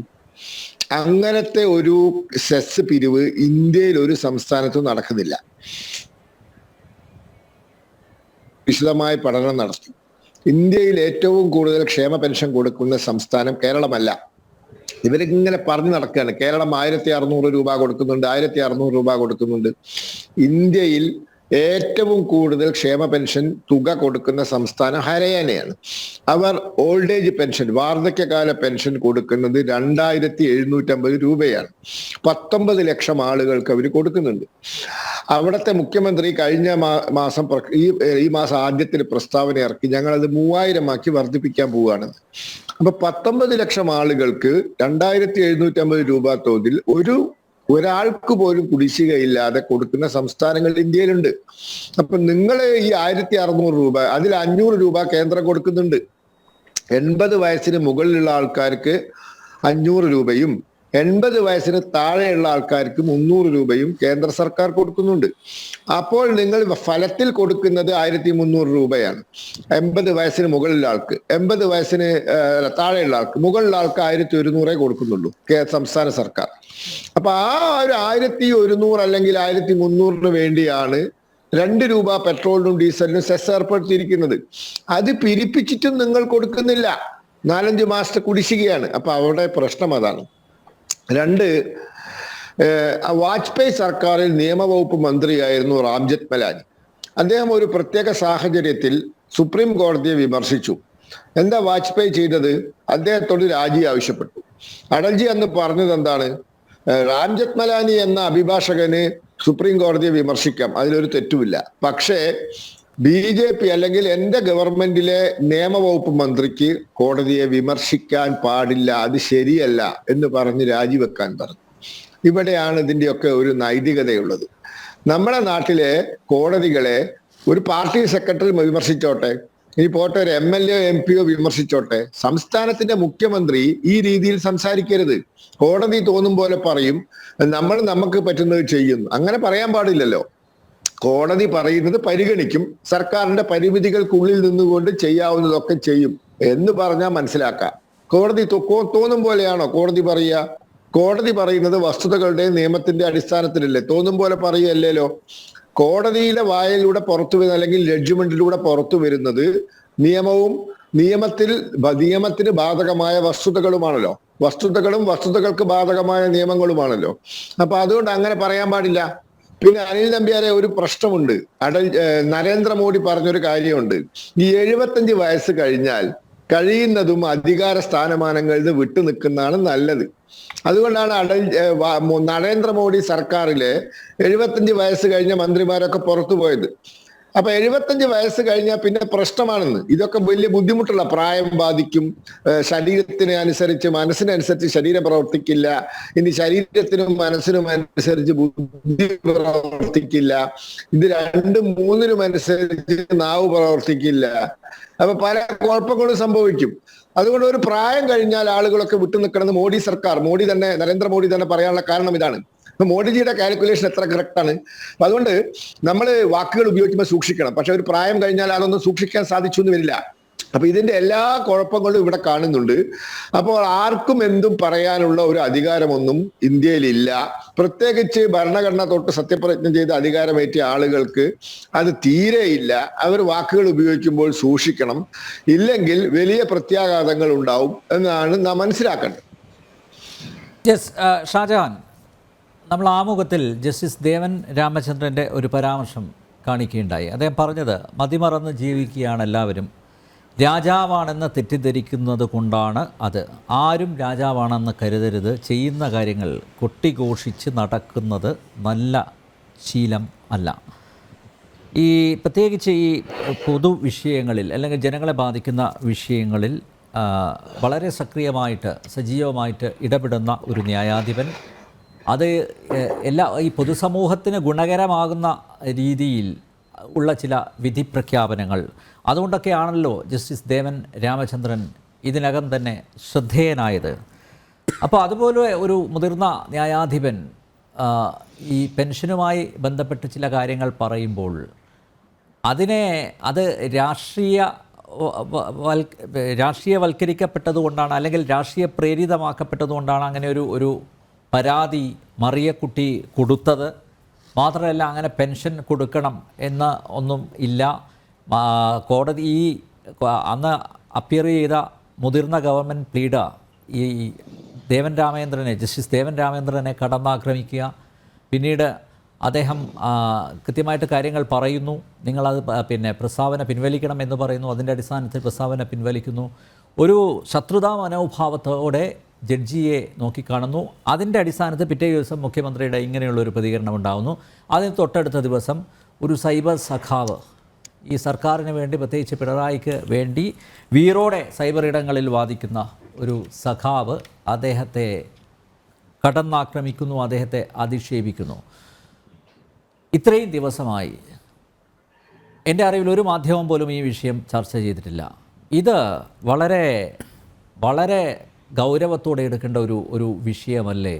ഈ കോടതിയെ അടച്ചാക്ഷേപിക്കുക, എന്നിട്ട് അണികൾക്ക് പരസ്യമായിട്ട് ആഹ്വാനം കൊടുക്കുന്നത് പോലെയുള്ള ചില പരാമർശങ്ങൾ നടത്തുക, ഇതൊക്കെ ശരിയായ കാര്യമാണോ അഡ്വക്കേറ്റ് ഷാജഹാൻ? അല്ല, ഇതിനകത്ത് ആദ്യമായിട്ട് നമ്മൾ കാണേണ്ട ഒരു പ്രധാനപ്പെട്ട വിഷയം, ഇവിടെ ഇടതുപക്ഷത്തിൻ്റെ പ്രതിനിധി പറഞ്ഞ ഒരു വാദഗതി ഉണ്ടല്ലോ, ആ വാദഗതി അടി മുതൽ മുടി വരെ തെറ്റാണ് എന്നുള്ളതാണ്. അദ്ദേഹം പറഞ്ഞതെന്താണ്? അദ്ദേഹം പറഞ്ഞത് കേരള മുഖ്യമന്ത്രി പിണറായി വിജയൻ സതുദ്ദേശത്തോടു കൂടി പറഞ്ഞത് അത് മിസ്ഇൻറ്റർപ്രറ്റ് ചെയ്യപ്പെട്ടു എന്നുള്ള നിലയിലാണ് അദ്ദേഹം പറഞ്ഞത്. അത് 100% തെറ്റാണ് എന്ന് ഞാൻ ആദ്യം തെളിയിച്ചു തരാം. ഈ മുഖ്യമന്ത്രി പിണറായി വിജയൻ ഈ ഹൈക്കോടതിയിലെ മുതിർന്ന ന്യായാധിപനായിട്ടുള്ള ദേവൻ രാമചന്ദ്രനെതിരെ പരാമർശങ്ങൾ നടത്തുന്നത് ആദ്യമായിട്ടല്ല എന്ന് ദയവായി എൻ്റെ സുഹൃത്ത് ഇടതുപക്ഷത്തിൻ്റെ പ്രതിനിധി മനസ്സിലാക്കുക. ഇതിനു മുമ്പ് ഒരു 1/2 ഡസൻ തവണയെങ്കിലും വളരെ മോശമായ രീതിയിൽ പിണറായി വിജയൻ ദേവൻ രാമചന്ദ്രൻ എന്ന് പറഞ്ഞ ഈ ന്യായാധിപനെതിരെ സംസാരിച്ചത് ഞാൻ എൻ്റെ ചെവി കൊണ്ട് കേട്ടിട്ടുണ്ട്. അതിലൊരു പ്രധാനപ്പെട്ട വിഷയമായിട്ട് എനിക്ക് തോന്നിയിട്ടുള്ളത്, എൻ്റെ ഓർമ്മയിൽ ഇപ്പോൾ വരുന്നത്, ഈ കൊടിതോരണങ്ങൾ പിന്നെ റോഡിൻ്റെ വശങ്ങളിൽ വെക്കുന്നതിനെതിരായി അതിരൂക്ഷമായിട്ടുള്ള പരാമർശങ്ങൾ പിന്നെ ദേവൻ രാമചന്ദ്രൻ എന്ന ന്യായാധിപൻ നടത്തുകയും അതിൻ്റെ തുടർ നടപടികൾ എടുക്കുകയും ചെയ്യുകയുണ്ടായി. നമുക്കറിയാമല്ലോ ഈ രാഷ്ട്രീയ പാർട്ടികൾ ഇവിടെ എന്താണ് ഈ റോഡിലൊക്കെ കാണിച്ചുകൊണ്ടിരിക്കുന്നത് എന്നുള്ളത്. എൻ്റെ വീടിൻ്റെ അടുത്ത് ശ്രീകാര്യത്ത് ഈ നവകേരള സദസ്സുമായി ബന്ധപ്പെട്ടുകൊണ്ട് എനിക്ക് തോന്നുന്നു ഈ കെട്ടിടത്തിന് അത്രയും വലിയൊരു ഒരു ഒരു ബോർഡാണ് ഈ കടകംപള്ളി സുരേന്ദ്രൻ അവിടെ കൊണ്ടുവന്ന് വെച്ചിരുന്നത്. കേരളീയം എന്ന് പറഞ്ഞ പരിപാടി നടന്നപ്പോഴത്തേക്ക് തിരുവനന്തപുരം സിറ്റിക്കകത്ത് പിന്നെ ശാസ്തമംഗലം മുതൽ പിന്നെ പിന്നെ എവിടെ സ്റ്റാച്യു വരെ നിരത്തി ഫ്ലെക്സ് വെച്ചിരിക്കുകയായിരുന്നു. ഇതുപോലാണ് രാഷ്ട്രീയക്കാരന്മാർ ഇവിടെ ഇത് കാണിച്ചുകൊണ്ടിരിക്കുന്നത്. ഇതിനെതിരെ അതിശക്തമായിട്ടുള്ള നിലപാടുകളുമായി ജസ്റ്റിസ് ദേവൻ രാമചന്ദ്രൻ വന്ന സമയത്ത് പച്ച പരസ്യമായി ഇത് കേരളമാണെന്ന് ഓർത്തോളൂ, ഇത് കേരളമാണ് എന്ന് ഹൈക്കോടതി ജഡ്ജിമാർ ഓർത്തോളൂ എന്ന് പിണറായി വിജയൻ പറഞ്ഞത് ഒരുപക്ഷെ ഇടതുപക്ഷത്തിൻ്റെ പ്രതി കണ്ടിട്ട് കാണാത്തതാണോ എനിക്കറിയില്ല. മനസ്സിലായോ? അപ്പോൾ അതുകൊണ്ട് തന്നെ ഇത് ഈ പറഞ്ഞ പോലെ ഇംഗ്ലീഷിൽ പറഞ്ഞാൽ പിണറായി വിജയൻ വളരെ ഇൻഅഡ്വർട്ടൻ്റായി നടത്തിയ ഒരു പരാമർശമാണ് എന്ന് പറയുന്നത് അസംബന്ധമാണ്. ദേവൻ രാമചന്ദ്രൻ എന്ന് പറഞ്ഞ ന്യായാധിപനെ പിണറായി വിജയൻ എന്ന് പറഞ്ഞ മുഖ്യമന്ത്രിക്ക് കണ്ണെടുത്താൽ കണ്ടുകൂടാ. എന്നുവെച്ചാൽ വളരെ എലിമെൻ്ററി ആയിട്ടുള്ള നാട്ടുഭാഷയിൽ പറഞ്ഞാൽ കണ്ണെടുത്താൽ കണ്ടുകൂടാ. എന്താണ് കണ്ണെടുത്താൽ കണ്ടുകൂടാത്തത്? കണ്ണെടുത്താൽ കണ്ടുകൂടാത്തത് എന്താണെന്ന് ചോദിച്ചാൽ സർക്കാരിൻ്റെ തെറ്റായിട്ടുള്ള സമീപനങ്ങൾക്കെതിരെ ഞാൻ ഉറപ്പിച്ചു പറയാം, കേരള ഹൈക്കോടതിയിൽ 36 ജഡ്ജിമാരുള്ളതിൽ ഏറ്റവും കൂടുതൽ ആർജവത്തോടു കൂടിയും ഇച്ഛാശക്തിയോടു കൂടിയും നിയമത്തിൻ്റെ പിൻബലത്തിൽ നടപടിയെടുക്കുന്ന നടപടിയെടുത്തുകൊണ്ടിരിക്കുന്ന ഒരു ന്യായാധിപനാണ് ദേവൻ രാമചന്ദ്രൻ. ഇപ്പോൾ ദേവൻ രാമചന്ദ്രൻ എന്ന് പറഞ്ഞ ആളെ ഈ പറഞ്ഞ പോലെ സംഘി എന്നൊക്കെ പറഞ്ഞിട്ടൊക്കെയാണല്ലോ ഇപ്പം സംഘി കോണകം എന്നൊക്കെ പറഞ്ഞാൽ ഇവനൊക്കെ ഉണ്ടല്ലോ, പറഞ്ഞിട്ട് കാര്യമില്ല. കാരണം പിണറായി വിജയനോട് മുഖ്യമന്ത്രിയായി ഇരിക്കുന്നിടത്തോളം ഇതിനപ്പുറവും അയാളുടെ താഴെയുള്ളവർ പറയും. കാരണം ചെടിച്ചട്ടി തല ചെടിച്ചട്ടി കൊണ്ട് അടിച്ചു പൊട്ടിക്കുന്നത് രക്ഷാപ്രവർത്തനമാണെന്ന് പറയുന്ന ഒരു മനുഷ്യനാണ് ഇവിടെ അധികാരത്തിരിക്കുന്നത്. അതുകൊണ്ട് ഞാൻ അതിലേക്ക് പോകുന്നില്ല. അപ്പോൾ ആ അർത്ഥത്തിൽ പിണറായി വിജയൻ്റെ തെറ്റായ സമീപനങ്ങളെ നിരന്തരം എതിർത്തുകൊണ്ടിരിക്കുന്ന ആളാണ് പിന്നെ ദേവൻ രാമചന്ദ്രൻ എന്നുള്ളത് കൊണ്ട് കലിപ്പ് ഇങ്ങനെ തിളച്ച് മറിയുകയാണ് പിണറായി വിജയൻ്റെ ശരീരത്തിലാകമാനം. മനസ്സിലായില്ലേ? ആ കലിപ്പ് നമ്മൾ ഒരു പ്രാവശ്യം നമ്മൾ കണ്ടതാണ്. ഇപ്പം നവകേരള സദസ്സ് മറ്റേ മട്ടന്നൂർ വന്നപ്പം മറ്റേ ശൈലജയ്ക്കിട്ട് കൊടുത്ത് കലിപ്പ് തീർത്തത് നമ്മൾ കണ്ടതാണ്. പിന്നെ കോട്ടയത്ത് ഏറ്റുമാനൂർ വന്നപ്പോഴത്തേക്കും മറ്റേ ചാഴികാടനിട്ട് കലിപ്പ് തീർക്കുന്നത് നമ്മൾ കണ്ടതാണ്. അപ്പോൾ കലിപ്പെന്ന് പറഞ്ഞാൽ നമ്മുടെ മുഖ്യമന്ത്രിക്ക് അത് ഇപ്പോൾ മുഖ്യമന്ത്രിയാണെന്നൊന്നും അദ്ദേഹം നോക്കുകയില്ല, അദ്ദേഹത്തിന് പറഞ്ഞു തീർക്കും. അപ്പോൾ അതുകൊണ്ട് തന്നെ കേരള ഹൈക്കോടതിയിൽ ഞാൻ ഉറപ്പിച്ച് പറയാം, മറ്റ് പല ജഡ്ജിമാരെയൊക്കെ മാനേജ് ചെയ്യാനൊക്കെ അദ്ദേഹത്തിന് കഴിഞ്ഞിട്ടുണ്ട്. മുൻ ചീഫ് ജസ്റ്റിസ് ആയിരുന്ന എസ് മാണികുമാറിനെയൊക്കെ നല്ലപോലെ മാനേജ് ചെയ്തു. മുൻ ചീഫ് ജസ്റ്റിസ് മാണികുമാർ പിന്നെ എടുത്തിട്ടുള്ള നടപടികളെല്ലാം തന്നെ സർക്കാരിന് അനുകൂലമാണ് എന്ന് മുൻ പ്രതിപക്ഷ നേതാവ് രമേശ് ചെന്നിത്തലയാണ് പരസ്യമായി പറഞ്ഞത്. അതിന് അദ്ദേഹത്തിന് ഒരു ഫെയർവെല്ലും കൊടുത്തു. അതായത് സെക്രട്ടേറിയറ്റിലൊക്കെ എൻജിഒ യൂണിയൻകാർ റിട്ടയർ ചെയ്യുമ്പോഴത്തേക്കും അവർക്ക് കൊടുക്കുമല്ലേ യാത്രയപ്പ്, അതുപോലൊരു യാത്രയപ്പ് ചീഫ് ജസ്റ്റിസ് എസ് മാണികുമാറിനും കൊടുത്തു. അപ്പോൾ അങ്ങനെയൊക്കെ മാനേജ് ചെയ്തുകൊണ്ടിരിക്കുമ്പോഴാണ് മസ്തകത്തിനടി ഈ ദേവൻ രാമചന്ദ്രനിൽ നിന്ന് നിരന്തരമായി ഇങ്ങനെ കിട്ടുന്നത്. അപ്പോൾ സ്വാഭാവികമായും അത് എവിടെയെങ്കിലും കൊണ്ടിട്ട് കലിപ്പ് തീർക്കണമല്ലോ. ആ കലിപ്പാണ് ഇപ്പോൾ തീർത്തത്. മനസ്സിലായില്ലേ? ഇതിപ്പം ഞാൻ പറയട്ടെ, ഇപ്പം ഇടതുപക്ഷ പ്രതിയോട് ഞാൻ പറയട്ടെ, വളരെ മാന്യമായ ഭാഷയിൽ പിണറായി വിജയൻ ഇത് പറയാമായിരുന്നല്ലോ. ബഹുമാനപ്പെട്ട ഹൈക്കോടതിയോടുള്ള എല്ലാ ബഹുമാനവും ഞങ്ങൾ നിലനിർത്തുന്നു. അതെ, പിന്നെ ഞാൻ പറഞ്ഞ ആ അർത്ഥത്തിൽ ഒരു ഒരു ഒരു തന്ത്രജ്ഞനല്ല പിണറായി വിജയൻ എന്ന് ഞാൻ പറയും. തന്ത്രജ്ഞനായിരുന്നെങ്കിൽ എന്ത് പറയുമായിരുന്നു? ബഹുമാനപ്പെട്ട ന്യായാധിപനായിട്ടുള്ള ദേവൻ രാമചന്ദ്രനോട് സർക്കാരിന് വളരെയധികം ബഹുമാനമുണ്ട്. ബഹുമാനപ്പെട്ട ദേവൻ രാമചന്ദ്രൻ എന്ന് പറഞ്ഞ ന്യായാധിപൻ പറഞ്ഞത് ശരിയാണ്. പക്ഷേ കോടതി പറയുന്നതെല്ലാം സർക്കാരിന് ചെയ്യാൻ പറ്റുമോ? പറ്റില്ലല്ലോ, അറിയാമല്ലോ, അതിൻ്റെ ബുദ്ധിമുട്ട് അറിയാമല്ലോ. അതുകൊണ്ടാണ് ഞങ്ങൾ ഇങ്ങനെ ചെയ്യുന്നതെന്ന് പറയാനുള്ള ഒരു ഇംഗ്ലീഷിൽ പറഞ്ഞൊരു മഗ്നാനിമിറ്റി അത് പിണറായി വിജയൻ ഇത് ഒരിക്കലും അത് കാണിച്ചിട്ടില്ല. കാരണം നമുക്കറിയാമല്ലോ, മറ്റേ പരനാറി, മറ്റേ കുലംകുത്തി, നികൃഷ്ടജീവി, ഇതൊക്കെ പുള്ളി ശീലിച്ചിട്ടുള്ളൂ. മനസ്സിലാവുണ്ട്. പുള്ളിയിൽ നിന്ന് അദ്ദേഹത്തിൽ നമ്മളതൊക്കെ പ്രതീക്ഷിക്കുന്നതിനകത്ത് യാതൊരു അർത്ഥമില്ല. അപ്പോൾ എനിക്ക് ആമുഖമായിട്ട് എനിക്ക് പറഞ്ഞു വെക്കാനുള്ളത്, ദേവൻ രാമേന്ദ്രൻ എന്ന് പറഞ്ഞ ന്യായാധിപനിൽ നിന്ന് വരുന്ന വിധിന്യായങ്ങളെല്ലാം സർക്കാരിൻ്റെ മസ്തകത്തിനുള്ള അടിയാണ്. ഇപ്പം മറിയക്കുട്ടിയുടെ കാര്യത്തിൽ അദ്ദേഹം എന്താ പറഞ്ഞത്? അദ്ദേഹം പറഞ്ഞത് അവരൊരു വെരി ഇമ്പോർട്ടൻറ്റ് പേഴ്സണാലിറ്റിയാണ്, അവർക്ക് പെൻഷൻ കിട്ടാൻ അർഹതയുള്ളതാണ്, അവർക്ക് പെൻഷൻ കിട്ടിയിട്ടില്ല, അതുകൊണ്ട് ഈ പെൻഷൻ ഇത്തവണ മറിയക്കുട്ടിക്ക് കിട്ടാത്തതുകൊണ്ട് മറിയക്കുട്ടി ക്രിസ്മസ് ആഘോഷിക്കുന്നില്ല, അതുകൊണ്ട് ഞാനും ക്രിസ്മസ് ആഘോഷിക്കുന്നില്ല. അത് ആലോചിച്ച് നോക്ക്, ഇത് ചെറിയൊരടിയാണോ? സ്വാഭാവികമായും ഈ അടി വരുമ്പോൾ താനാണെല്ലാം, തൻ്റെ കീഴിലാണ് ലോകം മുഴുവൻ, ലോകം ഉരുളുന്നതിൻ്റെ മുകളിൽ കയറി നിന്ന് ഇങ്ങനെ ചവിട്ടി നൃത്തം ചെയ്യുന്ന ആളാണ് താൻ എന്ന് തോന്നുന്ന പിണറായി വിജയൻ എന്ന് പറഞ്ഞ നേതാവിന് കലിപ്പുണ്ടാവുക സ്വാഭാവികമാണ്. ആ കലിപ്പ് അദ്ദേഹം കാണിക്കുന്നത് കൊണ്ടാണ് അദ്ദേഹത്തിൻ്റെ കീഴിലുള്ള കുറേ കാളികൂളി സംഘങ്ങൾ ഇതുപോലെ കാക്കിക്കോണമെന്നൊക്കെ പറഞ്ഞിട്ട് പറയുന്നത്. ഞാൻ കേട്ടെടുത്തോളം ദേവൻ രാമേന്ദ്രൻ ഒരു പ്രത്യശാസ്ത്രത്തിൻ്റെയും ഭാഗമായിരുന്നില്ല എന്നാണ് ഞാൻ കേട്ടിട്ടുള്ളത്. അദ്ദേഹം മെറിറ്റിൻ്റെ അടിസ്ഥാനത്തിൽ ആണ് അദ്ദേഹത്തിന് എലിവേഷൻ കിട്ടിയിട്ടുള്ളത് എന്നാണ് ഞാൻ മനസ്സിലാക്കിയിട്ടുള്ളത്. ഇനി അവസാനമായിട്ട് ഒരു കാര്യം കൂടി എനിക്ക് ഈ റൗണ്ടിൽ പറയാനുള്ളത്, ഇതിപ്പം കാക്കിക്കോണവ് എന്നൊക്കെ പറഞ്ഞിട്ട് നമ്മൾ ദേവൻ രാമേന്ദ്രനെയാണ് കുറ്റപ്പെടുത്തുന്നതെങ്കിൽ, ദേവൻ രാമേന്ദ്രനെ കാക്കിക്കോണവ് അഴിച്ചു വെക്കണമെന്ന് പറഞ്ഞുകൊണ്ട് പിണറായി വിജയൻ്റെ വത്സല ശിഷ്യന്മാർ കുറ്റപ്പെടുത്തുകയാണെങ്കിൽ, PV കുഞ്ഞികൃഷ്ണൻ എന്ന് പറഞ്ഞൊരു ജഡ്ജുണ്ട്, അദ്ദേഹത്തിൻ്റെ SFI പാരമ്പര്യവും കമ്മ്യൂണിസ്റ്റ് പാരമ്പര്യവും അനിലിനറിയാമല്ലോ, അയാളുടെ നാട്ടിൽ നിന്ന് വന്ന ആളാണ്. അയാൾ സ്പെഷ്യൽ ഗവൺമെൻറ് ലീഡറായിരുന്നു LDFിൻ്റെ ഭരണകാലത്ത്. അപ്പോൾ അയാളെ എന്ത് വിളിക്കണം? അയാളെ CPMൻ്റെ താങ്ങി എന്ന് വിളിക്കണ്ടേ? അതുപോലെ തന്നെ അനു ശിവരാമൻ എന്ന് പറഞ്ഞ വനിതാ ജഡ്ജ്, അവർ രാഷ്ട്രീയ പ്രവർത്തനം നടത്തിക്കൊണ്ടിരുന്നപ്പം അവരെങ്ങനെയൊക്കെ ആയിരുന്നു SFIക്ക് വേണ്ടി പ്രവർത്തിച്ചതെന്നുള്ളതൊന്നും ഞാനിവിടെ വിശദീകരിക്കുന്നില്ല. കാരണം ബഹുമാനപ്പെട്ട ന്യായാധിപ ഈ ചർച്ച ചിലപ്പോൾ കേൾക്കുന്നുണ്ടാവുമെങ്കിൽ അവരുടെ മനസ്സിൽ കൂടെ ചിലപ്പോൾ കയറിപ്പോകുന്നുണ്ടാവും. അവരന്ന് രാഷ്ട്രീയ SFI ആയിരുന്നപ്പോൾ അവരെന്തൊക്കെയാണ് ചെയ്തിട്ടുള്ളത്. അവർ LDFിൻ്റെ കാലത്ത് ഗവൺമെൻറ് ലീഡറായിരുന്നു. ജയശങ്കരൻ നമ്പ്യാർ എന്ന് പറഞ്ഞൊരു സീനിയർ ജഡ്ജ്, അദ്ദേഹം LDFിൻ്റെ കാലത്ത് ഗവൺമെൻറ് ലീഡറായിരുന്നു. P ഗോപിനാഥ് എന്ന് പറഞ്ഞ് വേറൊരു സീനിയർ ജഡ്ജുണ്ട്, അദ്ദേഹം BJPയുടെ ഗവൺമെൻറ് ലീഡറായിരുന്നു. VK മോഹനൻ എന്ന് പറഞ്ഞ് റിട്ടയർ ചെയ്തൊരു ജഡ്ജുണ്ട്, ഞാനൊന്നും പറയുന്നില്ല, ഞാൻ കൂടുതൽ അദ്ദേഹം പറഞ്ഞില്ല, കാരണം റിട്ടയർ ചെയ്ത് പോയല്ലോ. നഗരേഷ് എന്ന് പറഞ്ഞ് വേറൊരു ജഡ്ജുണ്ട്, അദ്ദേഹം തുടക്കം മുതൽ നിരന്തരം BJPയുടെ ആളായിരുന്നു, BJPക്ക് വേണ്ടി അല്ലേ സ്ഥാനാർത്ഥിയായിട്ടൊക്കെ ഉള്ള ആളാണ്. VG അരുൺ എന്നും പറഞ്ഞിട്ട് അനു ശിവരാമൻ്റെ ഒരു ബന്ധുവുണ്ട്, അദ്ദേഹത്തിന് SFIയുടെ പാരമ്പര്യമുണ്ട്. ബെച്ചു കുര്യൻ തോമസിന് വലിയ കോൺഗ്രസ് ബന്ധമുണ്ട്. ബെച്ചു കുര്യൻ തോമസിൻ്റെ അച്ഛൻ KT തോമസ് ഇപ്പോൾ BJPയുടെ ആളാണ്. രാജാ വിജയരാഘവൻ എന്ന് പറഞ്ഞ് വേറൊരു ജഡ്ജുണ്ട്, അദ്ദേഹം പഠിച്ചുകൊണ്ടിരുന്നപ്പോഴത്തേക്കും SFI ആയിരുന്നു.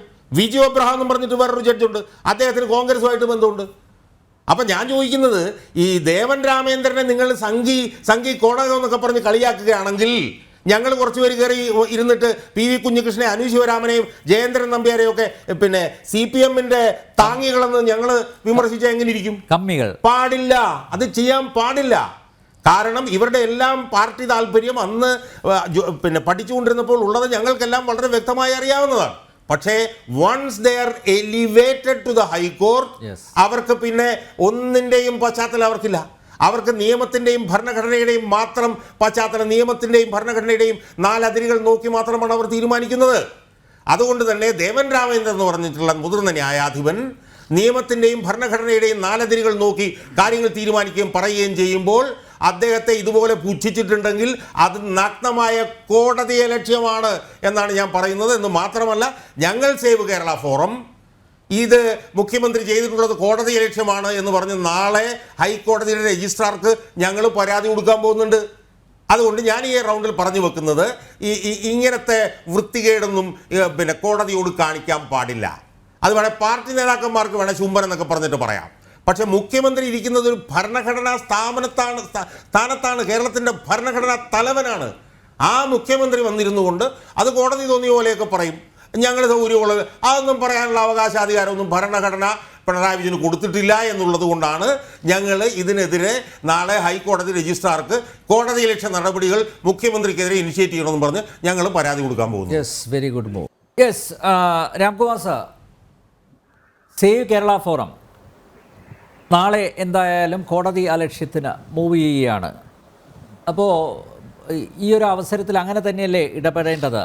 മറ്റേ സംഭവം ഞാൻ അറിഞ്ഞത് ഈ സൈബർ സഖാവിൻ്റെ അധിക്ഷേപം അത് ഹൈക്കോടതി രജിസ്ട്രാർ തന്നെ സ്വയം അത് ടേക്കപ്പ് ചെയ്തിട്ടുണ്ട് എന്നാണ് ഞാൻ മനസ്സിലാക്കുന്നത്. പക്ഷേ താങ്കൾ പറഞ്ഞതുപോലെ ഹൈക്കോടതിയിലെ ഒരു മുതിർന്ന ജഡ്ജിക്കെതിരെ ഇത്തരം പരാമർശങ്ങൾ ഉണ്ടായിട്ടും ഒരാൾ പോലും റിട്ടയർ ചെയ്ത ജഡ്ജിമാർ പോട്ടെ, അവർ ഇപ്പോഴും ചിലപ്പോൾ ഒരുപക്ഷെ എന്തെങ്കിലും അധികാരത്തിൻ്റെ അപകർഷണം നമുക്ക് കിട്ടുമെന്ന പ്രതീക്ഷയിരിക്കുന്നതുകൊണ്ട് അവർ കമാന്നൊരക്ഷരം മിണ്ടില്ല.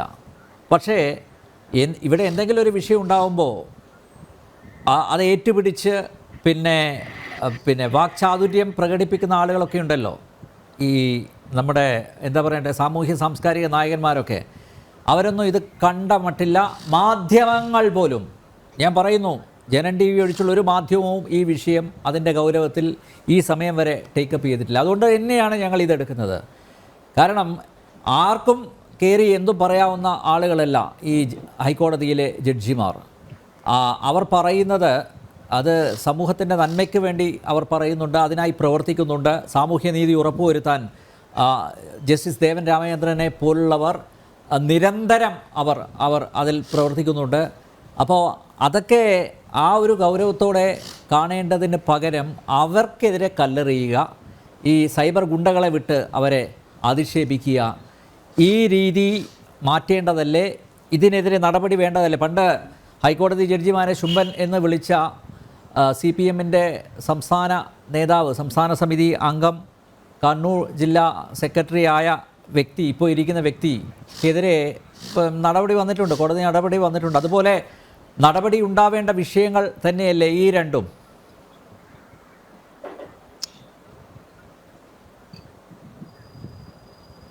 ഇവിടെ പ്രധാനപ്പെട്ട ഒരു കാര്യം, ഏതെങ്കിലും വ്യക്തികളെ തിരഞ്ഞു പിടിച്ച് ആക്രമിക്കുക എന്നതിന് പുറമെ തങ്ങൾക്ക് അസൗകര്യമായി വരുന്ന ഒരു സ്ഥാപനത്തെ തകർക്കുകയും തളർക്കുകയും ചെയ്യുക എന്ന നിലപാടാണ് ചില രാഷ്ട്രീയ കക്ഷികൾ സ്വീകരിച്ചു വരുന്നത്.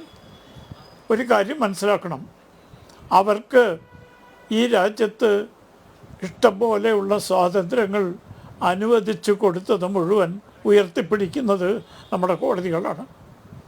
ഒരിക്കലും രാഷ്ട്രീയ പ്രവർത്തന സ്വാതന്ത്ര്യത്തിനെ ഹനിക്കുന്ന ഒരു നിയമത്തെയും നമ്മുടെ കോടതികൾ അംഗീകരിച്ചിട്ടില്ല. മറിച്ച് രാഷ്ട്രീയ ഭേദമന്യേ ജനങ്ങളുടെ സഞ്ചാര സ്വാതന്ത്ര്യവും അഭിപ്രായ സ്വാതന്ത്ര്യത്തെയും എപ്പോഴും ഉയർത്തിപ്പിടിക്കുന്ന ഒരു സ്ഥാപനമാണ് നമ്മുടെ കോടതികൾ.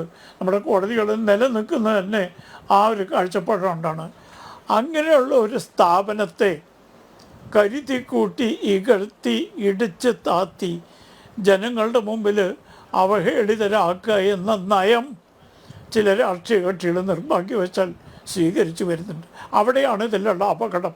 കാരണം നമ്മുടെ ഭരണഘടനയെ താങ്ങി നിർത്തുന്നത്, ഞാൻ ആവർത്തിക്കേണ്ട ആവശ്യമില്ല, എല്ലാവർക്കും അറിയുന്ന കാര്യമാണ്, 3 സ്ഥാപനങ്ങളാണ്. ഈ 3 സ്ഥാപനങ്ങളും പരസ്പര പൂരകങ്ങളാണ്. അതിൽ പ്രത്യേക പങ്ക് നമ്മുടെ ഭരണഘടന ഓരോന്നിനും കൊടുത്തിട്ടുണ്ട്. സ്വാഭാവികമായും നിയമനിർമ്മാണ സഭയുടെയും നിർവഹണ വിഭാഗത്തിൻ്റെയും പ്രവൃത്തികൾ പരിശോധിച്ച് അതിൻ്റെ നിയമസാധുതയെപ്പറ്റി അഭിപ്രായം പറയുമ്പോൾ അല്പം വിമർശനത്തിൻ്റെ കലർപ്പുണ്ടാകുന്നതിൽ എന്താണ് അത്ഭുതം? സർക്കാർ ചെയ്ത നടപടി തെറ്റാണ് എന്നൊരു ഹൈക്കോടതി പറയേണ്ട സാഹചര്യം ഉണ്ടായാൽ എന്തുകൊണ്ട് തെറ്റാണ് എന്ന് പറയുന്നത് രാഷ്ട്രീയ കാഴ്ചപ്പാടിൽ കാണുന്നത് തെറ്റാണ്. അവിടെയാണ് നിയമത്തിൻ്റെ പാരമ്യത നമ്മൾ മനസ്സിലാക്കേണ്ടത്. നിയമത്തിന് കണ്ണില്ല, നിയമത്തിന് കക്ഷികളില്ല, നിയമത്തിന് ജാതിയില്ല, നിയമത്തിന് മതമില്ല. ആ തത്വം ഉയർത്തിപ്പിടിച്ചുകൊണ്ട് ഒരു ഹൈക്കോടതി ജഡ്ജി പ്രവർത്തിക്കുമ്പോൾ അദ്ദേഹത്തെ രാഷ്ട്രീയ ലക്ഷ്യം വെച്ചുകൊണ്ടും വളരെ ഹീനമായ ഭാഷയിൽ അവമാനിക്കുന്നതും ആ സ്ഥാപനത്തെ തളർത്തുന്നതിൻ്റെ ശ്രമമായിട്ടാണ്. ഇപ്പോൾ നമുക്ക് പ്രതീകാത്മകമായി നാട് കടത്തിയ കാഴ്ച നമ്മുടെ കേരളം കണ്ടതാണല്ലോ. ഞാനത് ആവർത്തിക്കേണ്ട ആവശ്യമില്ലല്ലോ, എല്ലാവരുടെയും മനസ്സിൽ ഇന്നും ഓർമ്മയിൽ നിൽക്കുക. അങ്ങനെ ഒരു സ്ഥാപനത്തെ ലക്ഷ്യം വെച്ചുകൊണ്ട് തകർക്കാൻ ശ്രമിക്കുന്നത് നമ്മുടെ ജനാധിപത്യ സംവിധാനത്തിനെ തന്നെ തകർക്കുന്നതിന് തുല്യമാണ്. കാരണം ജനാധിപത്യത്തെ താങ്ങി നിർത്തുന്ന 3 തൂണുകളിൽ ഒന്നാണ് ജുഡീഷ്യറി. ആ ജുഡീഷ്യറി തകർന്നാൽ ഒരു തൂണ് തകർക്കുന്നതിന് തുല്യമാണ്. അത് ഒരിക്കലും അനുവദിച്ചു കൊടുക്കരുത്. ഇത് അപകടത്തിൻ്റെ വക്കത്താണ്. ഇപ്പോൾ ദേവൻ രാമേന്ദ്രൻ എന്ന വ്യക്തി ഒരുപക്ഷെ അത്ര പ്രാധാന്യമുള്ള ആളായിരിക്കില്ല. പക്ഷേ അദ്ദേഹം ഒരു വ്യത്യസ്ത മാർഗത്തിൽ കൂടെ സഞ്ചരിച്ച് ജനങ്ങളുടെ ഇടയിൽ ശ്രദ്ധേയനായി കാണുമ്പോൾ അതുകൊണ്ട് അസൗകര്യം ഉണ്ടാകുന്ന ആളുകളെ അദ്ദേഹത്തെ വ്യക്തിപരമായി ലക്ഷ്യം വയ്ക്കുന്നത് അങ്ങേയറ്റം നിർഭാഗ്യകരമായൊരു സ്ഥിതി. അതിൻ്റെ കൂട്ടത്തിൽ അദ്ദേഹം ഇരിക്കുന്ന സ്ഥാപനത്തെ കൂടി ഇകത്തി കാണിക്കാനാണ് ഇവർ ശ്രമിക്കുന്നത്. അതുകൊണ്ട് അവർക്ക് ലാഭമുണ്ടാകും എന്നൊരു തെറ്റിദ്ധാരണ അവർക്ക് പറഞ്ഞു. പണ്ട് മുതലേ കോടതികളെ തരം താഴ്ത്താൻ സംഘടിതമായ ഒരു പരിശ്രമം നടക്കുന്നുണ്ട്. അതേസമയം തങ്ങൾക്ക് അനുകൂലമായി കോടതികളിൽ നിന്ന് വിധി സമ്പാദിക്കാനും അതേപോലെ തന്നെ വ്യഗ്രത കാണിക്കുന്നുണ്ട്. ഇത് രണ്ടും കൂടി പരസ്പര വിരുദ്ധമാണ്. ഒന്നുകിൽ കോടതികളെ വിശ്വസിക്കണം, അല്ലെങ്കിൽ കോടതികളെ വിമർശിക്കണം. അപ്പോൾ കോടതികളെ വിമർശിക്കാൻ പാടില്ല എന്ന അഭിപ്രായക്കാരനല്ല ഞാൻ. കോടതികൾ തെറ്റ് ചെയ്യുന്നില്ല എന്ന അഭിപ്രായക്കാരനല്ല. പക്ഷേ വിമർശനത്തിനും അല്പം മാന്യതയും പക്വതയും ഒരു ലക്ഷ്യബോധവും ഉണ്ടാകണം. ആ വിമർശനം ക്രിയാത്മകമാവണം. പ്രവർത്തനം മെച്ചപ്പെടുന്ന രീതിയിൽ ഏത് ഭരണഘടനാ സ്ഥാപനത്തെയും വിമർശിക്കാൻ നമ്മുടെ രാജ്യത്ത് ആർക്കും അവകാശമുണ്ട്. അത് നിർവഹിക്കുന്നതിന് പകരം ഒരു പ്രത്യേക ലക്ഷ്യം വെച്ചുകൊണ്ട് തകർക്കണം അല്ലെങ്കിൽ തളർക്കണം ഈ സ്ഥാപനം കൊണ്ട് ഞങ്ങൾക്ക് എന്ന് ചിന്തിക്കുന്നത് തെറ്റാണ്. ആ രീതിയിലുള്ള പ്രവർത്തനമാണ് നിർഭാഗ്യവശാൽ ഇവിടെ നടന്നത് എന്ന് ഞാൻ ഭയപ്പെടുന്നു. ശ്രീ സതീഷ്, സാർ ചൂണ്ടിക്കാണിച്ചതുപോലെ, രാംകുമാർ സാർ ചൂണ്ടിക്കാണിച്ചതുപോലെ വിമർശനങ്ങൾക്ക് അതീതമല്ല ഭരണഘടനാ സ്ഥാപനങ്ങൾ. പക്ഷേ ആ വിമർശനത്തിൽ അത് മാന്യത പുലർത്തണം, മാത്രമല്ല പക്വത കാണിക്കണം. അത് രണ്ടും ഇവിടെ പാലിക്കപ്പെട്ടിട്ടില്ല എന്ന് തോന്നുന്നില്ലേ? നോക്കൂ, രാംകുമാർ സാർ പറഞ്ഞെടുത്ത് തന്നെ ഞാൻ വീണ്ടും തുടങ്ങിയാണ്. ഈ നമ്മളെ ജുഡീഷ്യറിയും അതുപോലെ തന്നെ എക്സിക്യൂട്ടീവൊക്കെ എന്ന് പറഞ്ഞാൽ പരസ്പര ഒരു ബന്ധങ്ങൾ, ഒരു ബഹുമാനം അങ്ങോട്ട് ഗീവ് ആൻഡ് ടേക്ക് കൊടുക്കണം. പക്ഷേ ഇവിടെ നിങ്ങൾ നേരത്തെ രാമേന്ദ്ര സാറ് എനിക്ക് ഏറ്റവും കൂടുതൽ ഇഷ്ടമുള്ള ഒരു ജഡ്ജാണ്. അദ്ദേഹത്തിൻ്റെ എല്ലാ ബഹുമാനവും വെച്ചുകൊണ്ട് തന്നെ ഞാൻ സംസാരിക്കുകയാണ്. അദ്ദേഹം എന്താണ് സംസാരിച്ചത്? ഇപ്പം നിങ്ങൾ നേരത്തെ ഒരു ബൈറ്റ് കാണിച്ചു. അദ്ദേഹം പറഞ്ഞ് എല്ലാവരും രാജാവിനെ പോലെ ഞാൻ രാജാവാണ്, പ്രജകളെല്ലാം അനുസരിച്ചോളാം എന്നുള്ള രീതിയിൽ വേണ്ട എന്നുള്ള ഒരു സംസാരം വെളിയിൽ വന്ന് സംസാരിക്കും. കരുതരുത്, ചെയ്യുന്ന കാര്യങ്ങൾ കൊട്ടിഘോഷിച്ച് നടക്കുന്നത് നല്ല ശീലമല്ല. അപ്പോൾ അത് ആരെ ഉദ്ദേശിച്ചാണ് നിങ്ങൾ പറയുന്നത്? പറയൂ, ആരെ ഉദ്ദേശിച്ചു? ആര് നിങ്ങൾ പറയൂ. അല്ല പറയൂ. അപ്പോൾ ഇതെന്ന് പറയുന്നത് അതല്ല. അപ്പം അങ്ങനെയാണെങ്കിൽ ഒരു ജഡ്ജ്, ഇപ്പം അദ്ദേഹം സർവീസ് ഇരിക്കുന്ന ജഡ്ജാണ്, അദ്ദേഹം ഉദ്ദേശിച്ച് ആരെയായിരിക്കണം? അപ്പം അങ്ങനെ നമുക്ക് വരണ്ടില്ലേ? പിന്നെ നമ്മൾ ഷാജഹാൻ സാർ ഇതിലെന്താണ് കണ്ടംപ്റ്റ് ഓഫ് കോർട്ട്, അതുപോലെ അനിൽ നമ്പർ പറഞ്ഞ പോലെ ഇത് നമുക്കങ്ങനെ ചർച്ച ചെയ്യേണ്ട ഒരു വിഷയം ആയിരുന്നില്ല. കാര്യം എന്ന് വെച്ചാൽ അങ്ങനെ ഒരു ഇതിൽ പരാമർശമല്ല ബഹുമാനപ്പെട്ട മുഖ്യമന്ത്രി സംസ്ഥാന സെക്രട്ടറി ആണെന്ന് വെക്കുക, പിണറായി വിജയൻ, അദ്ദേഹം പറഞ്ഞോട്ടെ, കുഴപ്പമില്ല. പക്ഷേ ഇത് ഉത്തരവാദപ്പെട്ട ഒരു പദവിയിൽ ഇരിക്കുന്ന പിണറായി വിജയനെ ആളെ അദ്ദേഹത്തെ പിന്തുടർന്ന് ഇതുപോലെ സുരേഷ് കുമാറിനെ പോലുള്ള സൈബർ പോരാളികൾ അവർക്ക് വായി തോന്നുന്നത് കോതക്കുപാട്ട് എന്ന രീതിയിൽ സാമൂഹ്യ മാധ്യമങ്ങളിലൂടെ സംവദിച്ചാൽ എന്തായിരിക്കും ഇവിടുത്തെ? അല്ല, ഞാൻ അല്ലും പറയാം. അതിന് ഞാൻ അതല്ലേ പറഞ്ഞത്. അങ്ങനെ സുരേഷ് കുമാറിനെ പോലത്തെ ഒരു വ്യക്തി അങ്ങനെ ചെയ്തിട്ടുണ്ടെങ്കിൽ അദ്ദേഹത്തിന് നമ്മൾ പൊതുസമൂഹം അതിനെ ത്യജിക്കണമെന്നേ. അങ്ങനത്തെ ആൾക്കാരെ നമ്മൾ അംഗീകരിക്കില്ല. ഇവിടെ പാർട്ടി അംഗീകരിക്കുന്നുണ്ട്.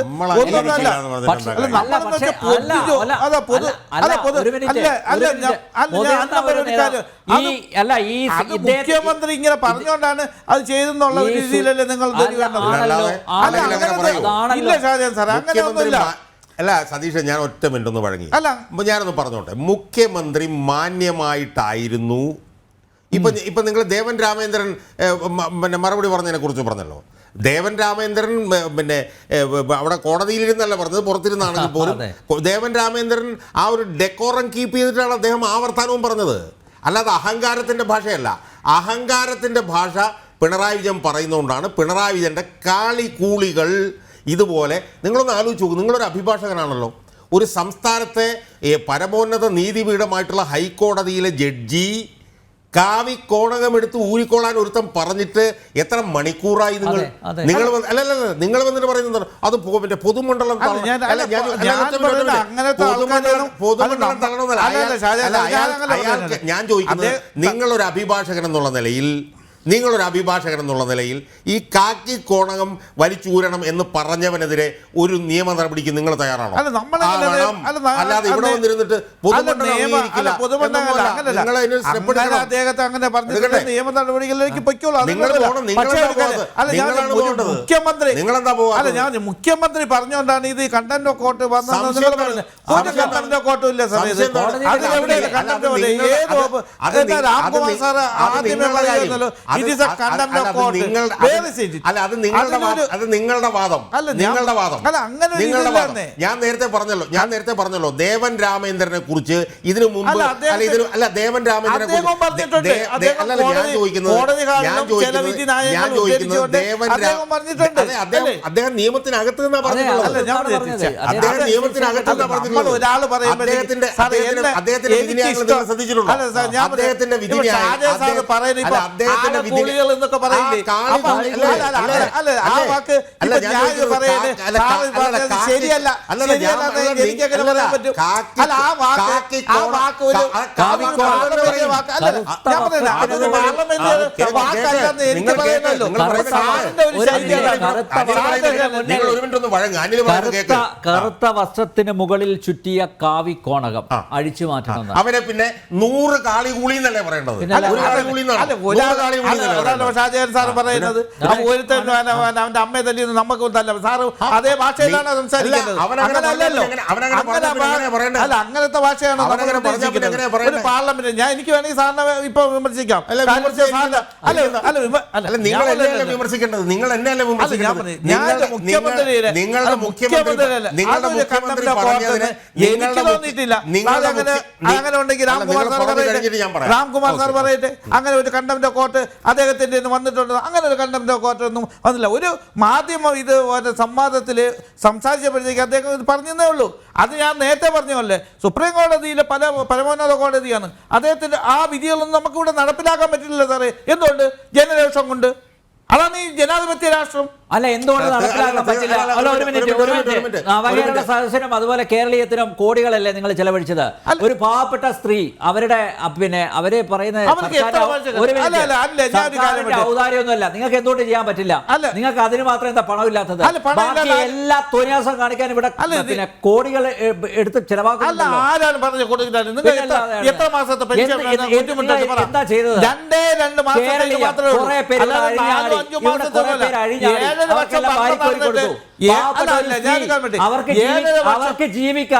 അവർക്ക് ജീവിക്കാൻ ഒരു ഗത്യന്തരവും ഇല്ലാതെ വന്നപ്പോ പിച്ചച്ചട്ടിയുമായിട്ട് ഇറങ്ങിയ ആ സ്ത്രീയെ അവരെയാണ് അധിക്ഷേപിക്കുന്നത്. 87 വയസ്സായി. ഇപ്പോഴും ഈ സൈബർ സഖാക്കന്മാര് നിങ്ങളുടെ പാർട്ടിയുടെ പ്രതിനിധികൾ ഉൾപ്പെടെയുള്ളവർ ആ സ്ത്രീയെ അപമാനിച്ചുകൊണ്ടിരിക്കുക. ഇപ്പോഴും അവരെന്ത് തെറ്റാണ് ചെയ്തത്? അവരുടെ പശ്ചാത്തലത്തിലാണ് അവർ മുഖ്യമന്ത്രി പിണറായി വിജയനെ വിമർശിക്കുന്നത്.